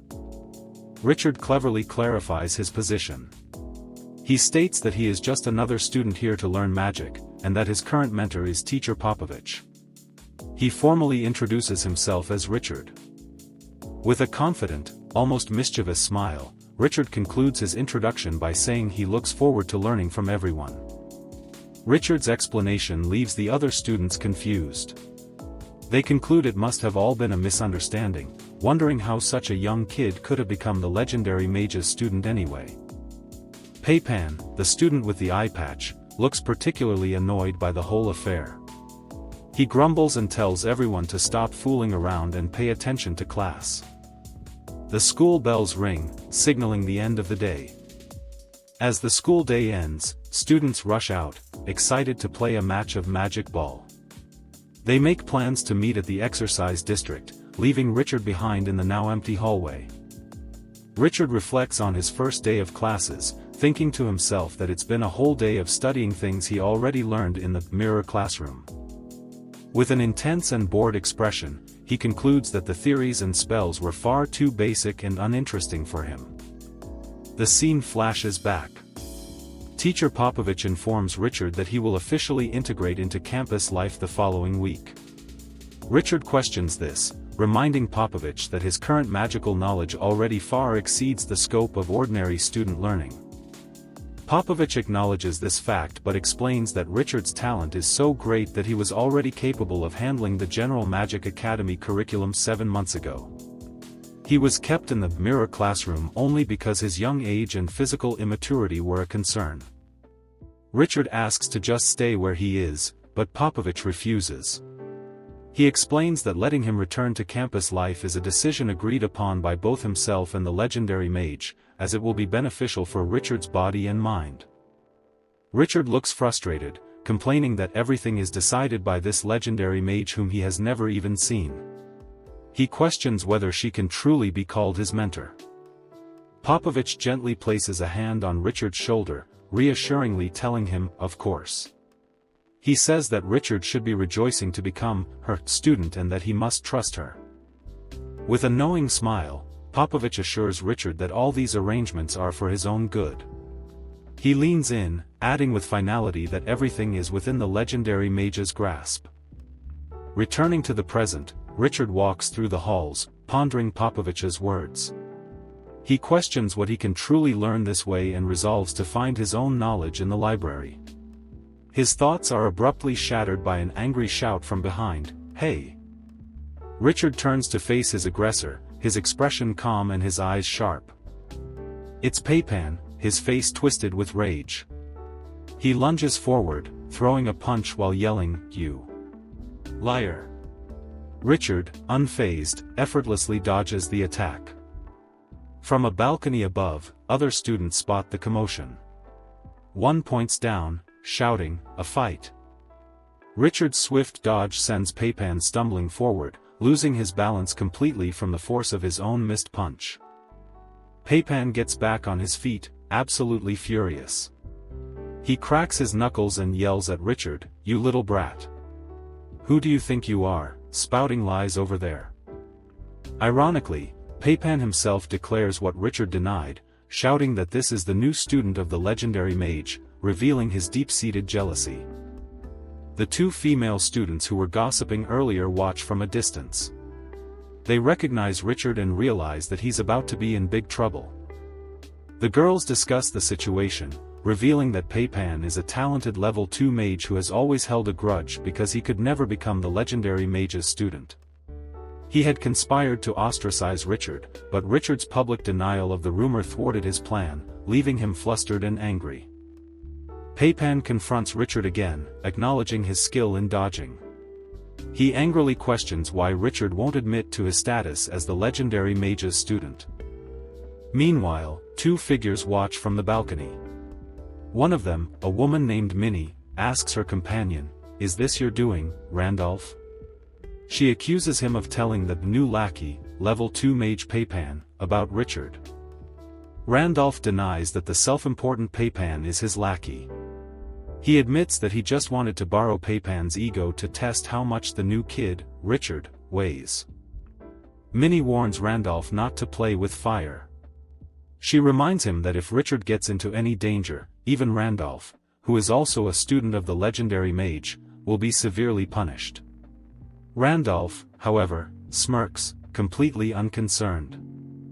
Back in the hall, Peipan grabs Richard by the collar, screaming in his face. "Kid! Are you scared? Answer me," he yells, calling Richard a weakling and a cowering turtle. The scene cuts to black, with white text indicating a flashback, 7 months ago. The flashback begins, showing Richard's hands, wrapped in bandages, as he strikes a wooden training dummy. He's exhausted. A younger Richard complains to teacher Popovich, wondering why they are doing physical training instead of learning magic. Popovich explains that to be a great mage, one needs a strong body as a container for powerful magic. He reminds Richard of his desire to become stronger to protect others and declares that for the next half year, he must undergo a devil's training. His resolve hardened by Popovich's words, Richard's eyes burn with determination as he sweats, shouting a firm yes. The grueling training begins. Popovich has Richard focus on strength, forcing him to lift heavy sacks with his body and magic. The training also includes wisdom, showing Richard collapsed on the floor, surrounded by books, a sword, and other training tools after intense study. And finally, physique. A montage shows Richard relentlessly practicing his combat skills, punching and kicking with incredible force and speed. The flashback ends, returning to the present. The result of that training is coexistence. Richard effortlessly catches Peipan's hand, stopping his assault. Peipan looks on in complete shock. With a cold, downward glance, Richard easily overpowers Peipan, who can only let out a pained grunt. A look of pure shock and disbelief fills Peipan's eyes as he realizes the immense power difference between them. In a swift and powerful motion, Richard lands a devastating kick, sending Peipan flying backwards across the hall. The two female students watching from the sidelines are left completely speechless, their mouths agape in astonishment, unable to comprehend the sudden and overwhelming display of power. Even Randolph, who had been watching from the balcony with a confident smirk, is now sweating and speechless at this unexpected turn of events. Richard stands tall, an aura of power emanating from him. He looks down on his defeated opponent and throws his own insult back at him, declaring, "You are the weakling." Peipan lies sprawled on the floor, completely defeated by the physical confrontation. His friends rush to his side, worriedly asking if he is okay. But Peipan is far from finished. Utterly humiliated and enraged, he lets out a furious scream. Pushing himself up, Peipan begins to channel his magical energy, gathering a ball of intense fire in the palm of his hand. Screaming "Brat," he unleashes his magic, launching a powerful fireball spell directly at Richard. He proudly declares his status as a level 2 mage, certain that his magic cannot be defeated. In response, Richard simply raises his hand, calmly preparing a counterspell. His expression is hidden in shadow, showing no sign of fear or strain. Richard unleashes his own magic. A massive, swirling vortex of fire, a powerful firestorm, erupts from his hand, completely dwarfing and consuming Peipan's fireball with ease. From high above, Teacher Popovich watches the battle unfold. With a satisfied expression, he says, "Indeed," confirming that this overwhelming display of power is exactly what he anticipated from his prodigious student. As the massive firestorm rages, one of the onlookers screams out the unbelievable truth of the situation. Richard has just cast level 3 magic, proving he is in a completely different league from the level 2 Peipan. Alright, let's kick things off with a little light reading. Our boy is checking out a scroll 4, Fire Cyclone level 3 magic. It's an area of effect fire attack that also blocks other magic. You know, just some casual, entry-level stuff, for a supposed level 1 apprentice. And here's our main man, Richard, putting theory into practice. With a flick of the wrist, he's casting with an 87% instantaneous rendering rate. In normal people talk, that means he's basically downloading magic straight from the cloud with a fiber optic connection, while everyone else is stuck on dial-up. But even with god-tier talent, Richard knows he's not perfect, yet. He mutters that even with his special ability to see the truth of magic, he can only hit an 80% drawing rate on his own. Oh, the humanity. Only 80%. How will he ever survive? And there's the result. That little, level 3 spell just casually blew a hole in a solid stone wall. The onlookers are, shall we say, impressed. And by impressed, I mean terrified. This clearly isn't your average, everyday magic. The peanut gallery is going wild. They can't believe it. A level 1 freshman using level 3 magic? It's unheard of. But then they remember, oh yeah, he's the student of a legendary mage. Suddenly, it all makes a terrifying amount of sense. Richard, realizing he just flexed way too hard, plays it cool. I got a little carried away, he says, as if he just spilled a drink instead of shattering the school's infrastructure. He even remembers his teacher, Popovich, specifically told him not to do, well, exactly this. But of course, in every school, there's gotta be that guy. Meet Randolph, the dude in the comically large wizard hat. He notes Richard's strength but decides now is a great time to start some trouble. He calls down to his lackey, "Hey, Peipan." And with all the subtlety of a freight train, Randolph just eats a scroll down to Peipan. Nothing suspicious about that, right? Just a friendly exchange of probably not forbidden magical items in the middle of a crowded hall. Totally normal. Peipan catches the scroll, looking like he just caught a live grenade. The look on his face screams, "What have I gotten myself into?" But it's a little too late for regrets now, buddy. Randolph gives him a grin that's about as trustworthy as a $3 bill. "Take it, Peipan. Don't forget what we agreed on." Oh, there's a deal. And it involves Randolph using his family's influence to get Peipan a spot as a student of the legendary mage. This is textbook villainy 101. Sensing the sudden shift in atmosphere that usually precedes a beatdown, Richard tells the other students to get back. They immediately recognize the new challenger. That's Peipan. Yeah, the guy who just got handed a magical cheat sheet. And just like that, Peipan starts powering up, a swirling vortex of purple energy erupting around him.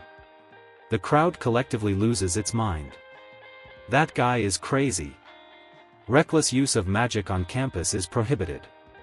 Dude, I don't think he cares about the school handbook right now. Richard stands his ground, watching as Peipan prepares to unleash whatever anime nonsense that scroll contained. Peipan, full of borrowed confidence, gives him a final warning, "Don't blame me, kid." Peipan goes full supervillain monologue, screaming that the magic campus life is not a place a kid like you should come to, as he launches his attack. Buddy, Richard is the main character. This is exactly where he's supposed to be. The attack hits, and the big reveal drops like an anvil. This isn't just any spell, this is level 5 magic. From a guy who, 5 minutes ago, was just some random student. That scroll must have come with one hell of a user manual. Richard is caught dead in the center of it, and you can see the sheer, "oh crap" moment on his face. He's completely enveloped in the overwhelming purple energy, sweating under the pressure of a spell that's leagues above his pay grade. The spell is identified, magic telekinesis. Peipan is below, straining like he's trying to pass a kidney stone, while Richard is getting ragdolled in midair. A classic, if you ask me. Even the random background characters are floored. A pink-haired student shouts what everyone's thinking, "That's level 5 magic. How could Peipan possibly use it?" Exactly, Pinky. He can't. He's just the sucker holding the controller. And here we see the price of using powers you didn't earn. Peipan is struggling, sweat pouring down his face. He's just the conduit. The blindfold over his eyes suggests he isn't even in control, he's just a puppet. The spell's origin is hinted at, the magic school of the legendary mage. This is the same power that Randolph promised to get Peipan into. Looks like he got a free and very painful trial. And who's enjoying the show from the cheap seats? None other than our boy Randolph, the mastermind himself. Look at that smug, punchable face. He knew exactly what that scroll would do. Meanwhile, Richard is having a really, really bad time. He's completely paralyzed by the telekinesis. He can't move, can't draw a magic circle to counter, he's a sitting duck. And to make matters worse, it's not just physical. There's a piercing sound drilling into his head, causing agonizing pain. This isn't just a simple levitation spell, it's a full-blown psychic assault. Talk about a headache. One of Randolph's goons thinks the lesson is over, suggesting they've made their point. But Randolph, ever the sadist, isn't satisfied. "No rush," he sneers, "wait a bit longer." He's not here to teach a lesson, he's here to see what happens when something breaks. His creepy smile returns as he lays out his twisted logic. He wants to see everything Richard is capable of, and if that means driving him completely insane, that would not be bad either. Randolph clearly loves poking the bear, but he's about to learn what happens when the bear decides to poke back. But Randolph may have pushed a little too hard. Richard, with his face completely blacked out by this new, dark energy, is clearly at his breaking point. The telekinesis is still affecting him, but something else is waking up. Something, angry. And there it is, the Uno reverse card. A wave of pure, dark energy erupts from Richard, and Peipan, who was enjoying his power trip, suddenly loses control of his spell. You can almost hear the record scratch as his telekinesis just shatters. Peipan gets a face full of whatever the hell that dark energy is, and the look on his face is pure, unadulterated panic. The hunter has just become the hunted, and he has no idea what's going on. The dark tendrils of energy completely overwhelm the area, and from Peipan's perspective, he's looking at some kind of eldritch horror. "What energy?" he screams, as Richard just floats there like a vengeful god. This is the part where you find out who the real main character is. And the payoff is beautiful. Peipan drops to the ground, clutching his head and screaming bloody murder. On the balcony, even Randolph, the psycho who wanted this to happen, looks completely shocked. I guess he didn't expect Richard to have his own brand of crazy. The adults have finally entered the chat. An instructor arrives on the scene to find Peipan rolling on the floor. "My head hurts so much," he wails. The official report? A fight with reckless use of magic. Yeah, no kidding. Another student, probably the hall monitor, runs up to the instructor. "Instructor." Student Peipan suddenly acted like he's gone mad. "You think?" The guy is screaming and writhing on the floor. That's usually a good clue. And in the chaos, let's not forget our hero. After unleashing his hidden power, Richard has also fainted. Releasing your inner demon is exhausting, man. He earned a nap. Up on the balcony, Randolph is having a temper tantrum. His perfect plan is ruined. Just a little bit more and I would have had that brat. He fumes, watching Peipan scream. He wasn't trying to win a fight, he was trying to break a person. And he failed. Then, his eyes land on it. The evidence.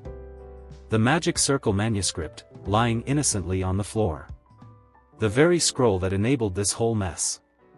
His face goes from angry to oh crap in record time. It must be recovered, he thinks, realizing his connection to this illegal duel is just sitting out in the open. Can't let anyone find out I'm the one behind this. He quickly conjures up a bit of wind magic to snatch it. In a move that he probably thought was super slick, Randolph runs by and casually steps on the scroll to pick it up, trying to blend in with the panicking crowd. A classic nothing to see here maneuver. But he's not slick enough. A sharp-eyed female student, Minnie, walks right up to the instructor, holds up the scroll, and says, "Instructor, I found the manuscript Peipan used. Perhaps this magic fight had an instigator." Oh, the drama. Randolph freezes. He's been caught. The look of pure, sweat-dropping terror on his face is priceless. "Minnie, you." He just got outplayed by a fellow student. You absolutely love to see it. And Minnie just stands there, holding the evidence, looking like an absolute queen. She knows exactly what she just did. Checkmate, you hat-wearing moron. Mic drop. We cut to a much more opulent setting. The legendary mage herself, Sue Helen, is getting the rundown. The report confirms a strange energy anomaly is what drove Peipan mad, and that only he could see it. It wasn't a normal attack, it was a mental one. Sue Helen listens as the analysis continues. They speculate that this strange manifestation was Richard's dormant shadow energy piggybacking on the telekinesis spell Peipan was using. Basically, Richard's power hijacked the attack and turned it back on the user. She agrees with the assessment. The implication is clear. As Sue Helen puts it, Richard has started to use that shadow power, even if it's unconsciously. She tells Professor Popovich to keep a very close eye on him. Richard has just become the most interesting and dangerous student in the academy. Professor Popovich confirms that the instigator, Randolph, has already been punished according to Sue Helen's orders. Then he asks the million-dollar question, how do you think we should handle this now? And we get a quick glimpse of that punishment. It seems Randolph has been on the receiving end of a very severe whipping. You mess with the bull, you get the horns, or in this case, you mess with the secret OP protagonist and you get the whip. Now we're in a council meeting with Sue Helen's advisors. One of them, a man named Xiao Hui, has a brilliant idea for damage control. Since Randolph is the son of a duke, he suggests they just kick him out and offer the apprenticeship spots to his two other, less problematic brothers. That way, they can collect enrollment sponsorship fees all over again. This guy is all about the money. And Sue Helen, from off-screen, agrees. Xiao Hui, your idea is not bad. It seems the legendary mage is just as concerned with the bottom line as her advisor is.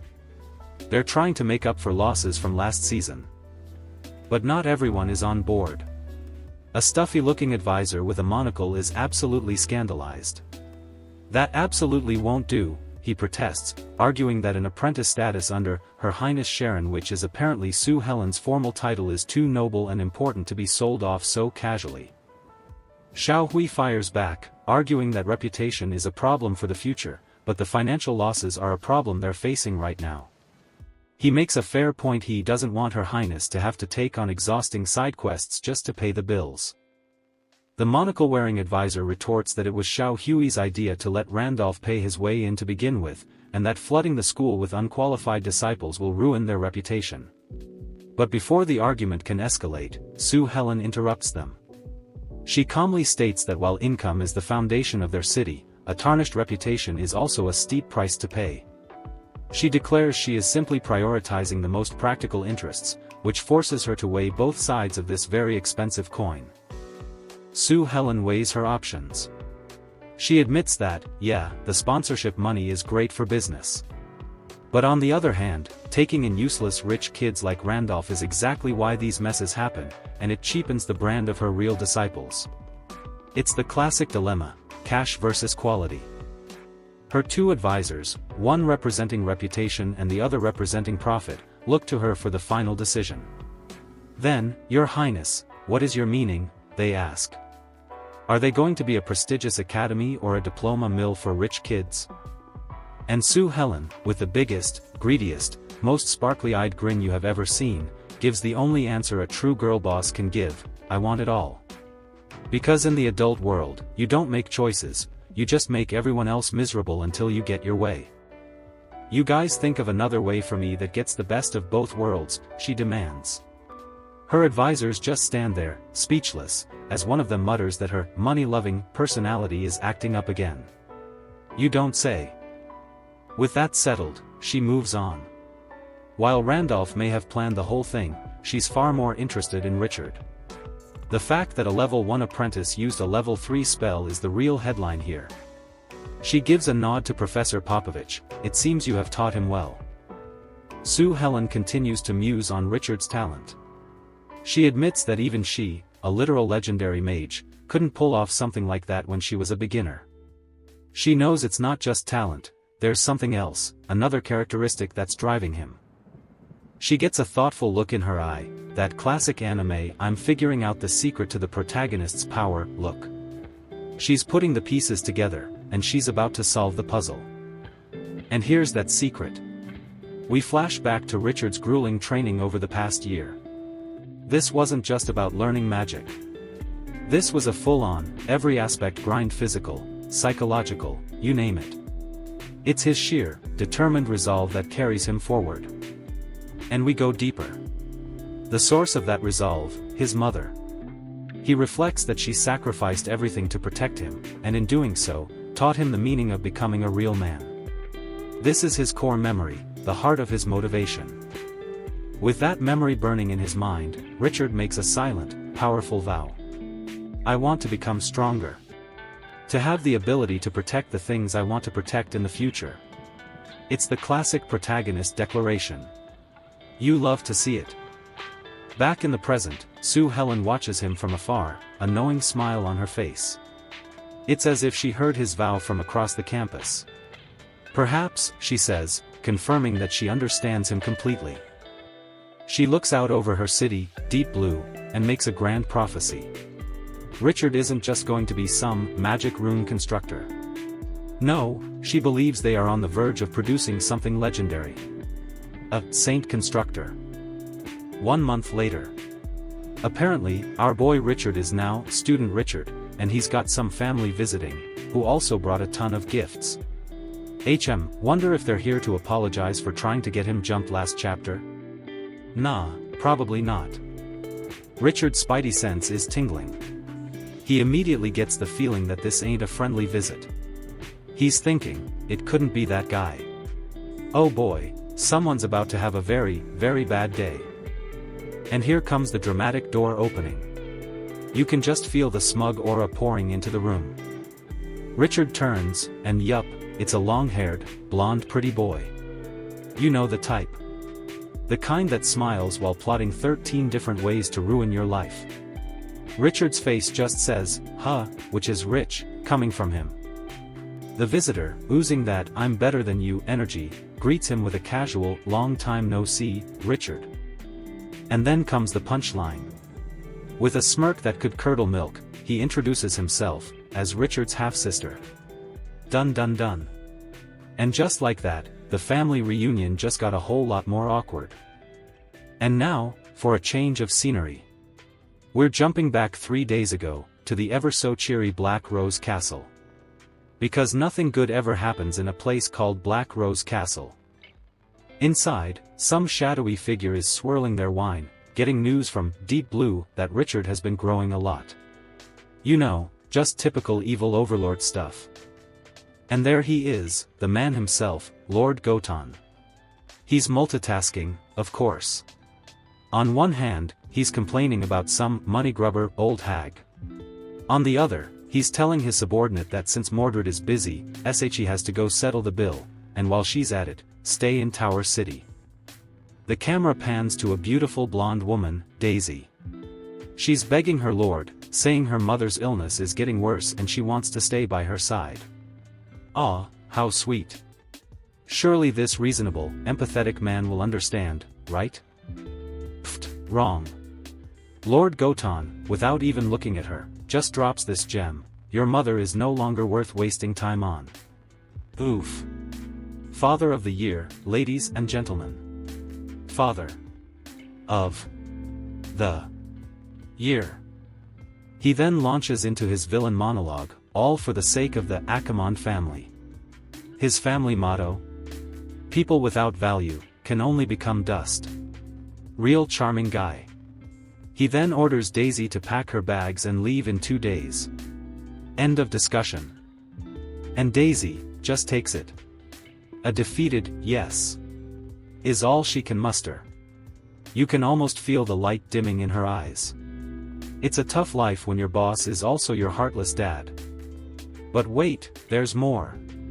Lord Gotan reveals the real reason for all this. Richard, being his biological bloodline, has a special situation going on. He's been unconsciously tapping into shadow power. Well, that explains the mood swings. So, what's Daddy Dearest's solution? He orders Daisy to go play babysitter, to observe Richard up close. Oh, and as a little bonus task, she has to take some kid from a fallen noble family with her. It's an evil internship program. Daisy pipes up, mentioning that this other girl has always been doing intelligence work. So, they're sending a child spy to spy on another child. This family is all sorts of messed up. Lord Gotan could not care less. He just wants her brought back into the fold. The family's bloodline is all that matters. And here's the kicker. This whole elaborate, heartless scheme? It's all to prepare Richard for his future growth, and for continuing the family bloodline. Yikes. That sounds significantly less wholesome than he's making it out to be. NBAM. Another time skip. We jump 1 whole year into the future. The art gets brighter, the buildings get fancier, but I've got a feeling the family drama is still just as ugly. We get a quick shot of some random students complaining about homework. Just a little slice of life to show us that, yes, even in this messed up world, people still have to pull all-nighters. Meanwhile, Daisy is sitting alone in her luxurious room, looking downcast. A year of this charade must be taking its toll. Or maybe she's just bummed about the Wi-Fi. The new semester is starting, and we're told that our mystery thinker has unknowingly been at this academy for a year now. She reflects on how fast time flies and how this place suits her better than that gothic nightmare castle. She notes that Richard is already starting his 3rd semester. Her face is calm, a little too calm, if you ask me. She muses that Richard is fast approaching his 13th birthday. You can practically see the gears turning in her head. She summons a servant, who appears instantly. The final pieces are moving into place. With a chilling smile, Daisy gives her order: prepare a meal for young Master Richard. Her inner thought gives the whole game away: today is another time to nourish his body. And so, within the hallowed halls of this grand academy, the next phase of the Akamon family's plan officially begins. We pan up to a grand building, looking all majestic and scholarly. But we all know what's about to go down inside is anything but. Inside, Richard is getting his gains in, doing one-handed push-ups to prepare for the new semester. Gotta respect the grind, even if your family is a walking soap opera.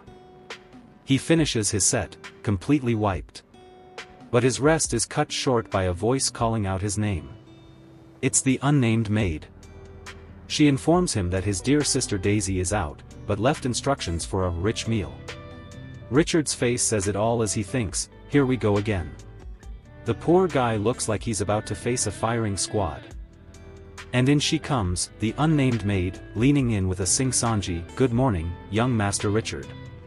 Her whole vibe is just, a little too friendly, you know? Richard has a flashback, monologuing that ever since his half-sister, Daisy, came to take care of him a year ago.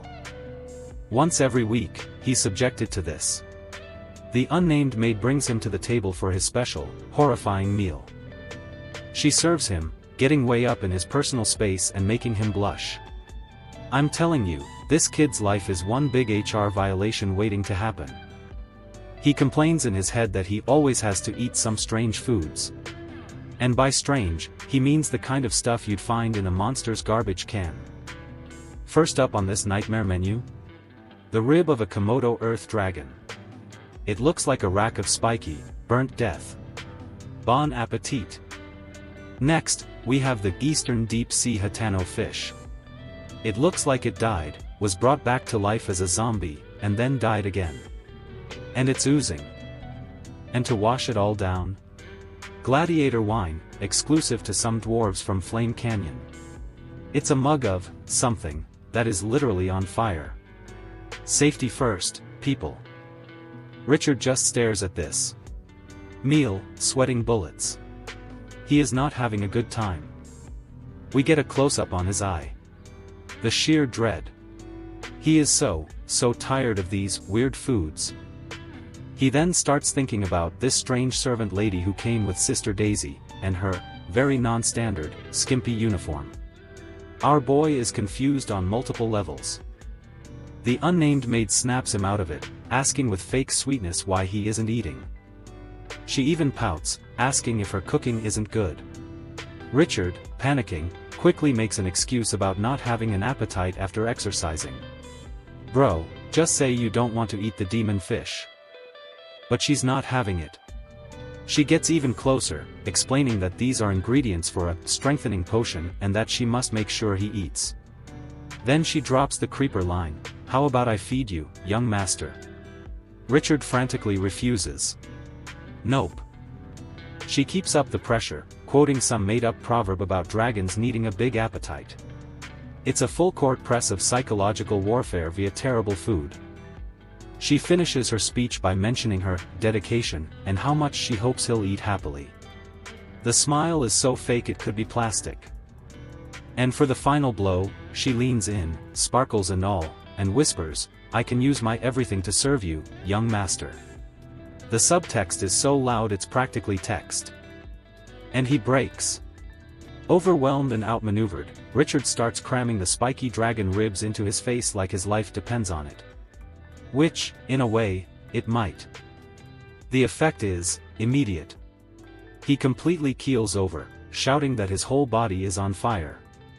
The unnamed maid feigns shock, crying out, "Young master," as if she had no idea this would happen. He's completely delirious, red as a tomato with steam coming out of his mouth. So hot. So dizzy. Whatever was in that strengthening potion is hitting him like a freight train, and his reaction is intense. And the unnamed maid? Her fake concern melts away into cold, predatory calculation. Oh no. Maybe I added too much seasoning. She thinks, a sly look crossing her face, or perhaps, after eating these for a year, the effects are finally showing. And now that they are. And what, you ask, does she plan to do? She thinks, with a look that should be illegal, it's time. I must help him relieve it. I think she's trying to make him break his mewing streak. Our boy Richard wakes up in a bathtub full of very glowy water. He's confused, he's blushing, and he's asking the real questions. Why am I here? And his brain slowly starts to reboot. He remembers eating, getting dizzy, and then, nothing. They really drugged my boy. Just as he's processing his predicament, a voice cuts through the steam. Young master, you seem to have calmed down. Richard is, needless to say, not calm. And there she is. The unnamed maid. Richard, in a moment of pure genius, screams, "Why are you here too?" Bro, we all know why she's here. This woman gives him a look that could melt steel beams and says she has to take good care of him. Sure. That's what they all say. Then she drops the bomb. the food he ate? It had a special recipe, one that's meant only for men. Ah. So it was that kind of party. Got it. Richard, having had enough of this nonsense, makes a break for it. He scrambles out of the tub, dignity flying out the window, as she protests that his body hasn't settled down yet. She yells for him to watch out, because of course, our graceful protagonist is about to perform the classic anime trip. And there it is. The classic, textbook, 10 out of 10 accidental fall, right on top of her. You just hate to see it. Truly. She looks up at him, blushing, and whispers. Master. Oh boy. We've officially entered the danger zone. Richard is just processing. You can practically see the blue screen of death in his eyes. The confusion is real. And like any normal person who accidentally lands on a beautiful woman after being drugged and waking up in a bathtub, he screams, "I'm sorry. For effort, my dude." But plot twist, she just looks at him and says, "It's okay." That is, not the reaction he was expecting. Not at all. In fact, she seems more than okay with this. She looks at him with a strange intensity. I have always been waiting for this moment. She grabs him, and suddenly the accidental fall feels a lot less accidental. This was a setup. She explains that the special food has been building up, and now, she belongs to him. So the food wasn't just an aphrodisiac, it was some kind of loyalty potion? This family is into some weird stuff. Suddenly Richard slips onto the floor. The effects of the meal have left Richard completely drained. He doesn't even have the strength to stand. Pathetic. But also, relatable after a big meal. She kneels before him, her assets on full display. "Let me help you," she says. Help him what, exactly? I have a feeling it's not, help him do his taxes. She tells him, it's okay, as the camera conveniently pans down.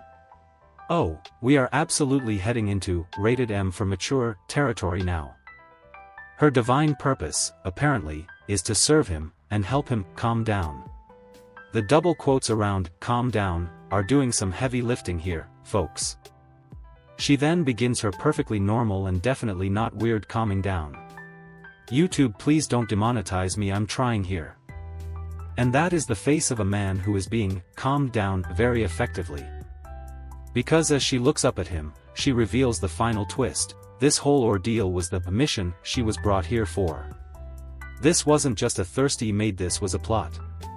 An understanding that requires a look into her past. And here, we get a glimpse into her mind. A flashback. Turns out, she's the descendant of a noble family that backed the wrong horse in a coup. And her destiny, as she saw it, was to become a slave. It didn't matter where she went or who she was sold to, the outcome was always the same. A life in chains, serving someone else's will. Until she was handed over to the Akamon family. Lord Gotan looms over her, declaring that her entire life now belongs to them. Talk about a rough childhood. We snap back to the present. She is still rambling about her mission. That it's her life's purpose to continue the bloodline for the Akamon family.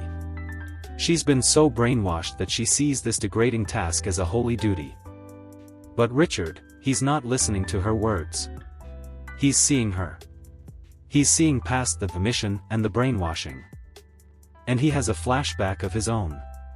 He remembers his cold-hearted family, the vipers in his own home, talking about how his own mother, Elaine, now represents nothing. He knows exactly what it's like to see someone be dehumanized. And in that moment, something inside him snaps. He grabs her arm, stopping her dead in her tracks. She is completely taken by surprise. This was not part of the mission parameters. Her programming is starting to short-circuit. And then, Richard drops the hammer. "No," he roars, with all the fury of a man who has seen too much injustice. "You are not a slave." He flashes back again, this time to the kind face of his mother, Elaine. The one person who showed him true kindness. He channels her words, her wisdom. Mother taught me. Do not judge status as high or low, everyone has their own path and stars. He's not just talking to her anymore, he's declaring his entire worldview. You are not that man's tool. We never doubted you, Richard. I knew my goat wouldn't fold. And with his final words, the chains around her heart shatter into a million pieces. You are just you. In that moment, he gives her back her own name. And for the first time, they're not master and servant. They're just two people. She kisses him on the cheek. With tears streaming down her face, she looks at him, truly looks at him, and says, "Thank you, Richard." Not master. Richard. And after delivering the most epic, chain-shattering, soul-freeing speech of his life, Richard promptly faints. Because of course he does. The emotional damage was too high. Look at him. The swirly eyes, the little nosebleed, he's completely out of commission. Our hero, ladies and gentlemen. She catches him, a soft smile on her face. He fainted again. She says. She's not even surprised. This is just her life now, apparently. She holds him close, looking at his sleeping face. He fought for her, and then immediately passed out. What a guy. His words echo in her mind, overriding years of brainwashing. Everyone has their own path and stars. You are just you. It's a message of hope she never thought she'd hear. And with a newfound resolve, she makes a new vow. Not to the Akamon family, not to the master, but to him. My name is Aaron, and I am very happy to be able to serve you. Young Master Richard. Her service is no longer a chain, it's a choice. Welcome to the Deep Blue Magic Academy, a place where attendance is apparently optional. An instructor is shocked to hear that the school's star prodigy, Richard, decided to call in sick. Teacher Popovich finds this suspicious, since Richard was perfectly fine just yesterday. He grumbles to himself, assuming the kid is just trying to ditch the first day of the new semester. Popovich sighs, realizing he can't introduce the two new legendary mage students to each other today. But the other new student, Stevenson, says it's a pity because he wanted to apologize for his older brother's screw-up. He puts on a good guy act, calling his brother a foolish disgrace to the family name. The other students immediately recognize his family crest and start gossiping about the new transfer. While they walk, Popovich and Stevenson start gassing up Richard, talking about how impressive his magic skills are. Stevenson adds that even the mentors are confident Richard will become a rune master in the future. Popovich corrects him, revealing Her Highness believes Richard has the potential to become a legendary Saint Rune Master. Stevenson humbly claims his own talents lie elsewhere, which is why his brother got so jealous. But none of that stops him from wanting to meet the guy Her Highness holds in such high regard. Meanwhile, at the library, a guest named Daisy is there to finalize a contract with Her Highness. But Her Highness, Sue Helen, is busy and tells her assistant to let the other guest, Duke Solem's son, keep waiting. The assistant apologizes to Daisy for the delay, but Daisy claims she hasn't been waiting long at all. Suddenly, a voice rings out, calling out to what seems to be a young girl with pink hair. Hearing the voice, Sue Helen turns her head with a sharp, annoyed expression. From the balcony above, Sue Helen sends a book floating down to Daisy as a gift. Completely bewildered, Daisy reaches for the strange book, wondering what on earth this is about. Sue Helen lays down the law, telling Daisy not to distract her new student with crazy bloodline schemes and slaps on a 20% disrespect fee. Daisy is floored when she sees the title of the book, which is literally a recipe book for making healthy bee-steered babies. She looks up in disbelief, wondering how Sue Helen could have possibly known about her family's secret plan. With a smug grin, Sue Helen boasts that nothing in her territory of deep blue can ever be hidden from her. As it turns out, this was all a master plan to extort a huge compensation fee from the Solem family for Randolph's past troubles. The scene then cuts to the exclusive mirror classroom, a place only accessible by teleportation. Inside, Stevenson is making small talk, mentioning how the teleportation magic made him just as dizzy as his brother. He then formally introduces himself to his fellow student, Miss Minnie of the Inio Marquee family. Minnie is having none of his smooth talk, telling him she doesn't care how his brother described her. She then brings up a juicy rumor about one of the Duke's sons being a dragon warlock, subtly asking if it's him. Stevenson just smiles and decides to get straight to the point of his visit. He arrogantly declares he's about to propose the best, win-win deal for both of their families. And his grand plan is to restart what his brother failed by proposing a new engagement between himself and Minnie. Minnie immediately shoots him down, calling him presumptuous for proposing marriage when they literally just met. But Stevenson pulls the classic rich guy card, explaining that noble marriages are about benefits, not feelings. Minnie roasts him, asking if all the young masters from his family are such boring playboys. Unfazed, Stevenson plays it cool and tells her to take her time considering his obviously brilliant proposal. She coldly reminds him that mages are supposed to be rational and calm, not romantic. He switches tactics to classic chivalry, taking her hand and asking for forgiveness if he offended her. With a charming smile, he promises to use his sincerity to win her over in the future. Minnie is completely unfazed, giving him the dead-eyed stare of someone who has heard it all before. Just as he's laying it on thick, a voice from the doorway cuts in, calling sweet words the cheapest gifts. Her Highness Sue Helen finally makes her appearance, declaring that people who truly care speak with cold, hard cash. She immediately puts Stevenson in his place, revealing she knows he's a dragon warlock and that she has an aura that literally bullies dragons. Stevenson tries to play it off, saying the effect on his bloodline is no big deal, but his nervous smile says otherwise. Sue Helen gives some fake encouragement, telling him to speak up if he has any problems while in her school. Then she gets down to business, reminding him that his family has only paid half the sponsorship fee. Stevenson starts sweating, realizing he's in the presence of a woman who has likely killed countless dragons just for fun. Changing the subject, she casually asks how his father, Duke Solem, has been doing lately. He politely informs her that his father reached the legendary realm, but Sue Helen just keeps probing for more details. The Spellbreaker Shadow Warrior, a class designed to be the ultimate nemesis of all magic users. The legendary mage, Sue Helen, is shocked by this choice, as she expected him to pick a class that was a better fit. But Stevenson simply accepts it, stating that this was his father's final choice for him. Sue Helen dismisses them, telling Popovich to handle their arrangements since she's too busy, though she makes a mental note to visit Stevenson's father. She explains that her schedule is too tight, and her plan to meet the new student Richard is on hold because he's conveniently sick. She tells Popovich to keep a close eye on Richard's situation for the semester, and he dutifully agrees. As for Stevenson and the others, she tells them to just lay low and enjoy their campus life for now. Stevenson remains silent, taking it all in. With the conversation over, Stevenson and his teacher depart. 1 week flies by. Meanwhile, our boy Richard is using his truth ability to analyze a masterpiece magic array to speed up his studies. He meticulously copies the data, believing it will help him create new magic arrays much faster. But as he's reciting the array's dimensions, his truth ability seems to have a mind of its own, giving him a very different kind of data point. Just then, his maid Erin arrives with a meal, and it becomes hilariously clear what, or who, his ability was analyzing. Richard is completely flustered by his ability's malfunction, as Erin innocently asks if he's feeling unwell. He tries to play it cool, brushing it off while wondering what weird food she brought him this time. To his surprise, however, the dishes are just normal, delicious-looking desserts. Erin leans in to whisper that there's no need for supplements anymore, since he was too weak to handle them and fainted last week. Richard loses his composure, yelling that it was her fault for doing excessive things to him, but she just laughs it off. Completely unfazed, Erin then cheekily offers her personal services for the week, which only makes Richard panic even more.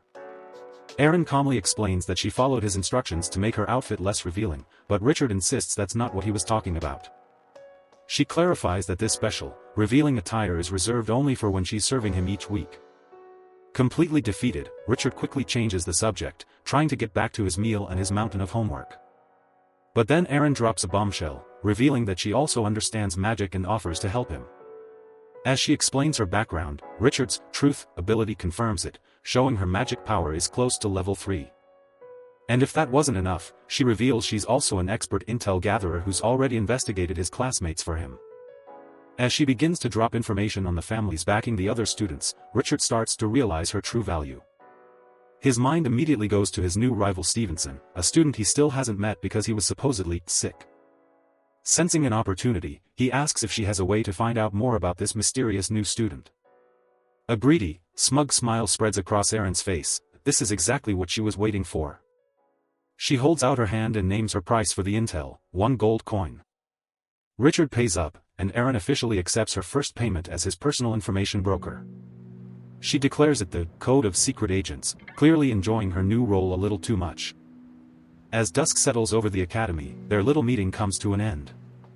Erin suddenly realizes how late it is and begins to panic, rushing to get back before she gets in trouble.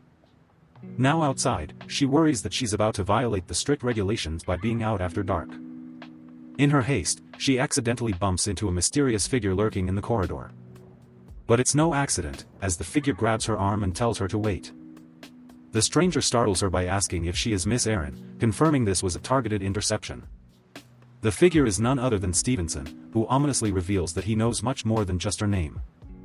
With a condescending smirk, Stevenson drops the ultimate bomb, revealing he knows her true identity, Mr. Richard Slave. In an instant, Erin turns and bolts, her only instinct to get away as fast as possible. Her mind races, realizing that Richard's rival has found his most vulnerable secret.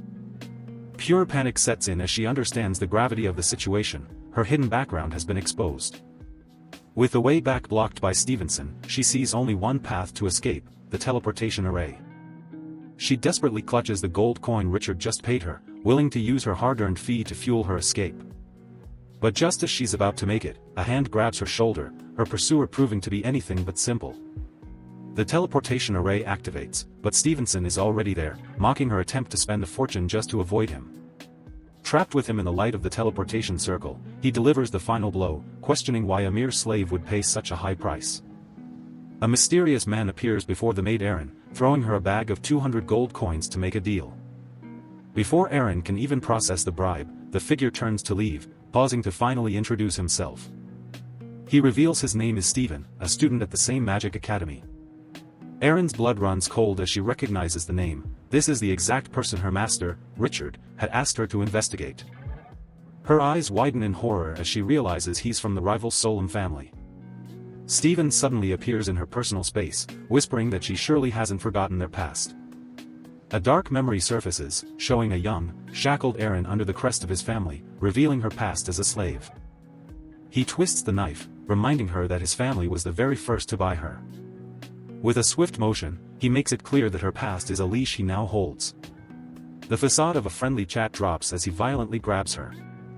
He pins her against the door, reminding her of the life debt she owes the Solem family. Stephen declares his intention to re-establish their master-servant relationship, whether she likes it or not. He smirks, admitting he's done his homework on her but is puzzled by one thing. He reveals the Ackermond family's disgusting plan to use a mere slave like her as a breeding tool. Stephen internally monologues that Richard's marquee father is known for his unorthodox and ruthless methods.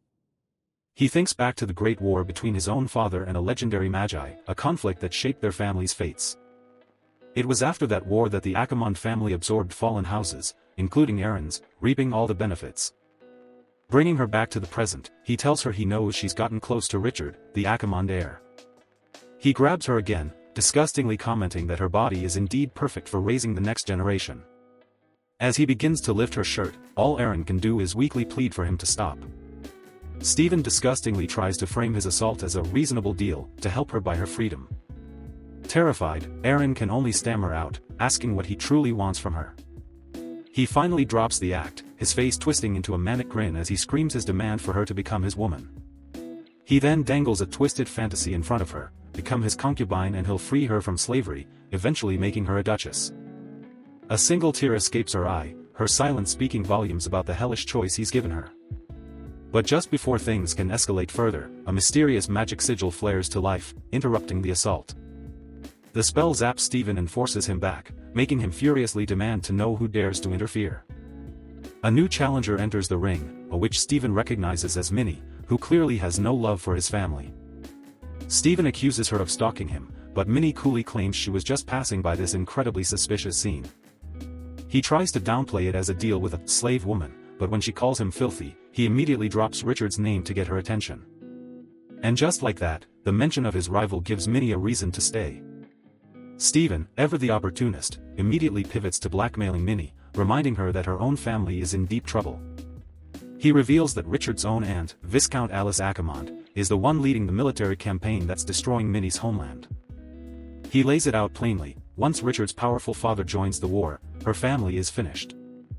Praising her past attempts to sabotage his family, he proposes an alliance between them as two smart successors.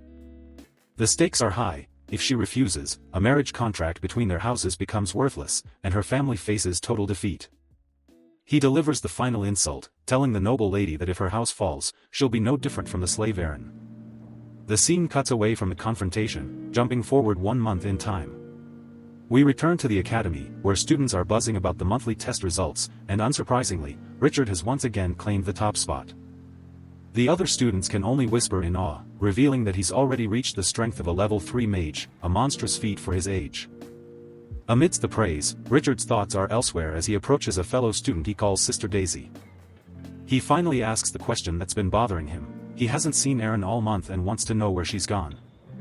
Daisy gives a suspiciously vague answer, claiming Aaron took a vacation and that her exact whereabouts are unknown. Another maid tries to placate him, insisting that he's well taken care of even without Aaron, but this only fuels his suspicion. Richard's face hardens. He knows they're hiding something, and for the first time, his academic achievements feel hollow. Walking alone, he reflects on his time at the academy, realizing how isolated he's become from everyone. A montage of memories floods his mind, reminding him that Aaron was the only person he could truly be himself around. He looks up at the falling autumn leaves, a single, chilling question echoing in his thoughts: where did she go? Surrounded by the dying leaves, he remembers her promise, his voice low and dangerous as he mutters, "Didn't you say that you belong to me?" We transition to Deep Blue Magic Academy. Inside, an art class is in session, with today's lecture being about the famous Venus statue. The instructor, a flamboyant man known as the Grand Painter, starts the lesson on the physical beauty of Venus. He argues that the statue's most special feature is its missing arms, which create an imperfection that sparks the imagination. But the class prodigy, Richard, is completely zoned out, thinking about a certain maid instead. Unfortunately for him, the Grand Painter notices and calls him out for not paying attention. Putting him on the spot, the mentor publicly grills Richard, demanding he share his views on the statue. The other students gossip amongst themselves, figuring the top student has gotten arrogant and started slacking off. Richard gets up and admits that he was, in fact, distracted. But it was only because he already had his own understanding of the statue and is now willing to share it with the class. He then begins a ridiculously detailed lecture, breaking down the Venus statue's exact mathematical proportions. The Grand Painter can only stare in disbelief at the sheer precision of this kid's analysis. The entire room is stunned into silence by Richard's impromptu, university-level art history lesson. He keeps going, explaining how the statue's S-shaped curve creates a perfect aesthetic of opposing balance. After dropping all that knowledge, he coolly asks the instructor if his analysis was correct. Stammering, the Grand Painter admits that Richard's analysis isn't just correct, but even clearer than his own. Flustered, the mentor quickly wraps up the class, telling everyone to learn from Richard and assigning homework. His classmates can only grumble that this is exactly why the kid hasn't made a single friend all year. This excellence, however, completely isolates him from his peers. His only recent human connection is Aaron. His mind drifts off into previous memories of the two. Back in the present, Richard's face is grim. He's clearly got something on his mind. Later that night, the librarian has to kick Richard out because he's been staring into space for hours. The librarian watches him go, wondering what's so strange about the academy's star student. As Richard walks through the empty campus, he suddenly spots another figure in the distance. He notes that it's past curfew for everyone except a few special students like himself. Activating his truth ability, he does a quick scan of the person's height and bust size. With a 99.9% body type similarity, he identifies the person as Erin and wonders what she's doing sneaking out of the dorms. He calls out her name, but the hooded figure just freezes in place. When she makes a run for it, he shouts for her to stop, telling her it's him, Richard. Annoyed that she's running, Richard doubles down. His truth is never wrong, so it must be her. To stop her, he instantly composes a level 2 magic spell, Flying Sand and Stones. A massive gust of wind blasts through the courtyard, catching the fleeing Erin off guard. The spell is way too strong, slamming her into the ground and stopping her escape. Richard immediately rushes over and grabs her before she can get up again. He catches her, demanding to know why she was running and where she's been for the past month. Erin just tells him to let her go, leaving Richard confused by her reaction. She pulls away and tells him that her affairs are none of his concern, but Richard's eyes glow as he begins a scan. His truth vision immediately picks up on something horrifying: bruises hidden on her neck. His vision reveals even more bruises on her chest, along with a racing heartbeat of 118 BPM. The analysis gets even more granular, detecting the dilation of her capillaries and the water content in her eyes as tears start to form. Horrified by what he sees, Richard's voice trembles with rage as he demands to know who hurt her. He can't understand why she would hide something like this from him. Erin finally breaks down, screaming that it was her choice because she needs the money to escape her official status as a slave.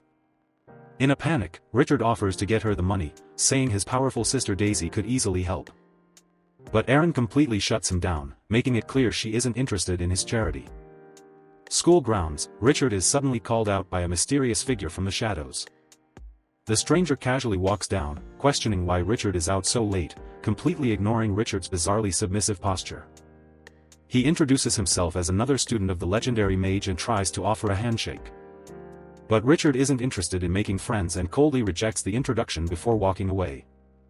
Unfazed, the student smirks, cryptically telling him that someday, he'll be desperate to know his name. Richard continues on his way, a dark aura swirling around him as he's clearly disturbed by the strange encounter. The rage swells up within him as he wonders who could be making Erin act this way. He rushes forward at a breakneck speed.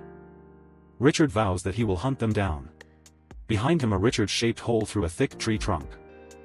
The next day, things seem normal as the students are gathered in the Academy's grand library for their studies. But Richard can't focus, his mind replaying the events of the previous night and another recent, disturbing memory. He recalls the image of a girl named Erin, who was seriously injured by someone from the student dormitory. With his suspicions growing, Richard begins walking the campus, determined to find the culprit. Connecting all the dots, he realizes the person who attacked Erin has to be somewhere on these grounds. He concludes that the attacker is hiding in plain sight, living as just another student on campus. His investigation leads him to seek out one of the senior mages of the academy. He finds his mentor, Teacher Popovich, and asks him for a very specific favor. Richard requests a pass to a place called Sunset Lane, a location clearly off-limits to students. He tries to justify the request as a necessary trip for his magic research, claiming he just needs to collect some data. Popovich immediately questions this excuse, pointing out that Sunset Lane is a dangerous, lawless place filled with shady dealings. Popovich flatly denies the request, explaining that Sunset Lane is full of outlaws and officially off-limits for student safety. Richard desperately pleads his case, even pulling the "student of the legendary mage" card to get some help. But Popovich holds firm, stating his promise to Richard's master to ensure his safety overrides any special requests. Just as Richard is about to give up, Popovich switches gears, offering some unofficial advice as a friend. He points Richard towards a loophole: the new art mentor, the grand painter, has deep connections in Sunset Lane. Energized by this new lead, Richard eagerly runs off, determined to make it work. However, Popovich stops him with one last, chilling piece of advice. He warns that nothing in the academy escapes the notice of Richard's master, and no student is an exception to the rules. The scene then introduces the man himself, the flamboyant and eccentric grand painter. Richard stands before a canvas, realizing that to get the painter's help, he'll have to play by his rules. He concludes that the only way to connect with the artist is by creating a masterpiece filled with sincere emotion. Later, the art class ends, with the assignment to paint "The Woman in Your Heart Now Do." With the students gone, the grand painter immediately pours a glass of wine, thrilled to be done with his boring, teaching duties. He grumbles that he's only stuck teaching these artless magic students because he owes a massive debt to Her Highness. As he begins to grade the paintings, he's immediately horrified by the absolute garbage his students turned in. The sheer lack of talent on display is enough to make the master artist physically ill. The grand painter is shocked to see the masterpiece created by his top student, Richard. And honestly, you can't blame him, because the painting is absolutely breathtaking. Right on cue, a knock echoes through the studio. Speak of the devil, Richard himself walks in after being summoned by his mentor. The grand painter wastes no time and gets straight to the point, offering a deal for the painting. He really wants to add this piece to his personal collection. The mentor can't stop gushing over the painting, describing its poetic and gentle nature. He admits that Richard's artistic talent has completely exceeded all his expectations. But Richard isn't here for a pat on the back. Instead of money, Richard demands a letter of introduction to a shady place called Sunset Lane. The mentor is hesitant, warning that the consequences would be severe if the legendary mage found out. But Richard flips the script, revealing he knows all about the mentor's illegal deals in that exact place. He lays it all out. The mentor is using art to secretly trade forbidden rune magic blueprints. Caught red-handed, the Grand Painter completely loses his cool and denies everything. He furiously demands that Richard provide evidence for such an insane accusation. And with a confident smirk, Richard confirms that he absolutely has evidence. Richard then reminds him that he didn't become a student of the legendary mage just by chance. It's because he's a member of the powerful Akamon family. The mentor's face drains of color as he realizes he's being blackmailed by a family famous for information warfare, and he immediately caves. But Richard isn't finished, adding another outrageous demand that sends the painter into a blind rage. Knowing he has the painter completely trapped, Richard presses his advantage with a cold, unwavering gaze. His true demand is finally revealed. He wants an introduction to a mentor who can teach him killing skills. 2 days later, Richard keeps his end of the bargain and teleports to the infamous Sunset Lane. A shady guide greets him, surprised that a young kid has the nerve to show up in this part of town. But Richard is completely unfazed, walking into the dangerous alley alone and late at night. He flashes the pass from the Grand Painter and tells the guide to just take him to his destination. The guide leads him into the depths of Sunset Lane, an alley overflowing with crime and despair. The place is a cesspool of misery, with people broken and chained in the streets. The guide, Lench, warns off some local thugs, letting them know that Richard is an important guest. When they finally arrive, a gruff voice immediately insults the third-rate painter who sent him. Richard coolly removes his hood, ready to meet the man he came all this way to see. He's met by a scarred, one-eyed veteran named Naya, an assassin amused by Richard's ruthless goals. 1 month of hellish training flies by. Richard is now a regular in the alley, and the locals have learned not to mess with Naya's student. The training has clearly changed him, his expression now colder and harder than before. As he walks through the dark street, his sharp eyes catch a glimpse of a familiar item on a cart. It's the very painting he traded, now being smuggled away just as he planned. His training takes place in a grim-looking cellar, hinting at the brutality of his lessons. After the session, Richard tosses over a bag with 100 imperial gold coins as payment for the night's lesson. Naya takes the gold but continues to test the boy, asking if he's not afraid that one day he'll just decide to kill him, since a child's death is a common occurrence in Sunset Lane. But Richard isn't intimidated in the slightest, coolly replying that his eyes can clearly see whether Naya has any intent to kill him. Besides, he's no fool, he only ever brings enough gold for that day's lesson, making him a pretty and profitable target. He lays out the cold, hard logic. Is it better to get a measly 100 gold coins once, or to have a steady client who pays handsomely? Naya seems amused by the kid's logic, but reminds him that professional assassins have their own principles. He then reveals his trump card. He knows Richard is the student of the infamous dictator of Deep Blue, Sue Helen. Naya correctly guesses that Richard needs these skills to bypass the Academy's strict magical surveillance. Richard confirms it, explaining that learning these techniques is the only way to find his hidden enemy. Finally, he reveals his true goal, to learn the unique rune magic used by assassins, a skill known as detection. Richard calmly requests a mentor who understands rune detection, a type of assassin magic, leaving the Grand Painter completely stunned. The Grand Painter starts sweating, stammering that he can't possibly find someone like that. But Richard calls his bluff, pointing out that a man of his stature and connections definitely knows more about rune masters than he does. He explains that rune masters are legendary figures in the magic world, hailed as creators of miracles. However, to the rulers and empires, these same rune masters are seen as a massive threat. Their rune magic, if used improperly, could become a lethal weapon against entire nations. Because of this immense power, the rune master factions have split into different forces over time. The Grand Painter realizes he's been completely seen through by this 10-year-old kid. He recognizes the terrifying intellect of the Akamon family bloodline shining through Richard. The Grand Painter knows that among the rune factions are those who act as the sharpest weapons of war. The most famous of these is the Rune Knight Legion, the ultimate symbol of military might. Richard then cuts to the chase, accusing the Grand Painter of smuggling student art to make a profit. The flustered painter makes a weak excuse, claiming he's just trying to pay off a debt. He knows his illegal side hustle is absolutely forbidden in the Academy and quickly agrees to Richard's demands. Richard reveals the detection techniques he wants to learn come from the assassin organization that rivals the Rune Knights. With a smirk, Richard says he has the perfect anonymous assassin in mind to be his mentor. He's going to introduce a man whose name is synonymous with fear. The mentor he wants is none other than the legendary assassin Naya, formerly known as Disaster Blade. Richard casually threatens to leak Naya's old identity, which would put a massive bounty on his head, making his life a living hell. Instead of getting angry, Naya is impressed by the boy's guts and agrees to the deal, demanding 500 gold coins for the lesson. Naya admits he wants the money, but says teaching Richard is useless since he no longer has access to his old organization's resources. Richard smirks, telling him not to worry because he'll simply become a rune master himself. And so, an entire month passes in a classic training time skip. Suddenly, an explosion of smoke bursts out of Richard's locked room. Outside, the maids worry, reporting that he hasn't been eating and has locked himself away for the whole month. Daisy grows more concerned as she learns he's also been skipping classes and borrowing money, fearing he's become a gambler. But just as her worry peaks, a triumphant shout of "success" erupts from behind the door. Richard bursts out of the room looking like a complete mess, startling Daisy and the other maid. He frantically asks for help, demanding they bring him any of Aaron's old clothes.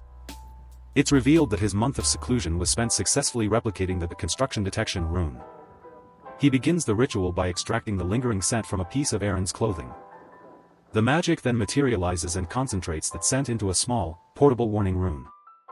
Unfortunately, because he used cheap beast skin, the rune can only function at 50% of its true power. He realizes that to get the high-grade materials he needs to improve it, there's only one path forward. He has to officially become a rune master. Wasting no time, Richard goes to Mentor Popovich and asks for a recommendation, but is reminded only level 3 mages are qualified. Richard confidently argues that his knowledge already surpasses that rank and the slow promotion system is just a hindrance.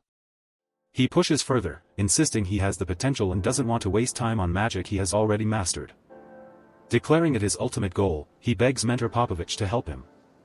Popovich stays silent, his gaze distant as he thinks of the mysterious, powerful woman he secretly reports to. After a moment of thought, Mentor Popovich agrees and starts writing a recommendation letter for Richard to Grand Magister Phil. He warns him that Phil is a top-tier rune master and that Richard will have to create an introductory rune diagram to pass his test. But Richard, ever the overachiever, coolly tells him there's no need for that. With a smirk, he pulls out the completed diagram he just made, saying he's been ready for a long time. The scene shifts to the registration hall, packed with other hopeful students desperate to get in. Richard makes his way to the registration desk, ready to hand in his masterpiece disguised as a simple test. He places his diagram into the registration box along with all the others. Meanwhile, Popovich secretly reports to a mysterious Her Highness that Richard is officially on the path to becoming a rune master. A voice from the crystal replies that everything is under control, confirming that Richard's every move is being watched. But just as Richard turns away from the desk, his newly created tracking rune suddenly begins to glow and ring. His special eyes activate, showing him that the scent is coming from one of the other diagrams inside the registration box. He hones in on a document that has Aaron's scent all over it, sealed with the name Stevenson.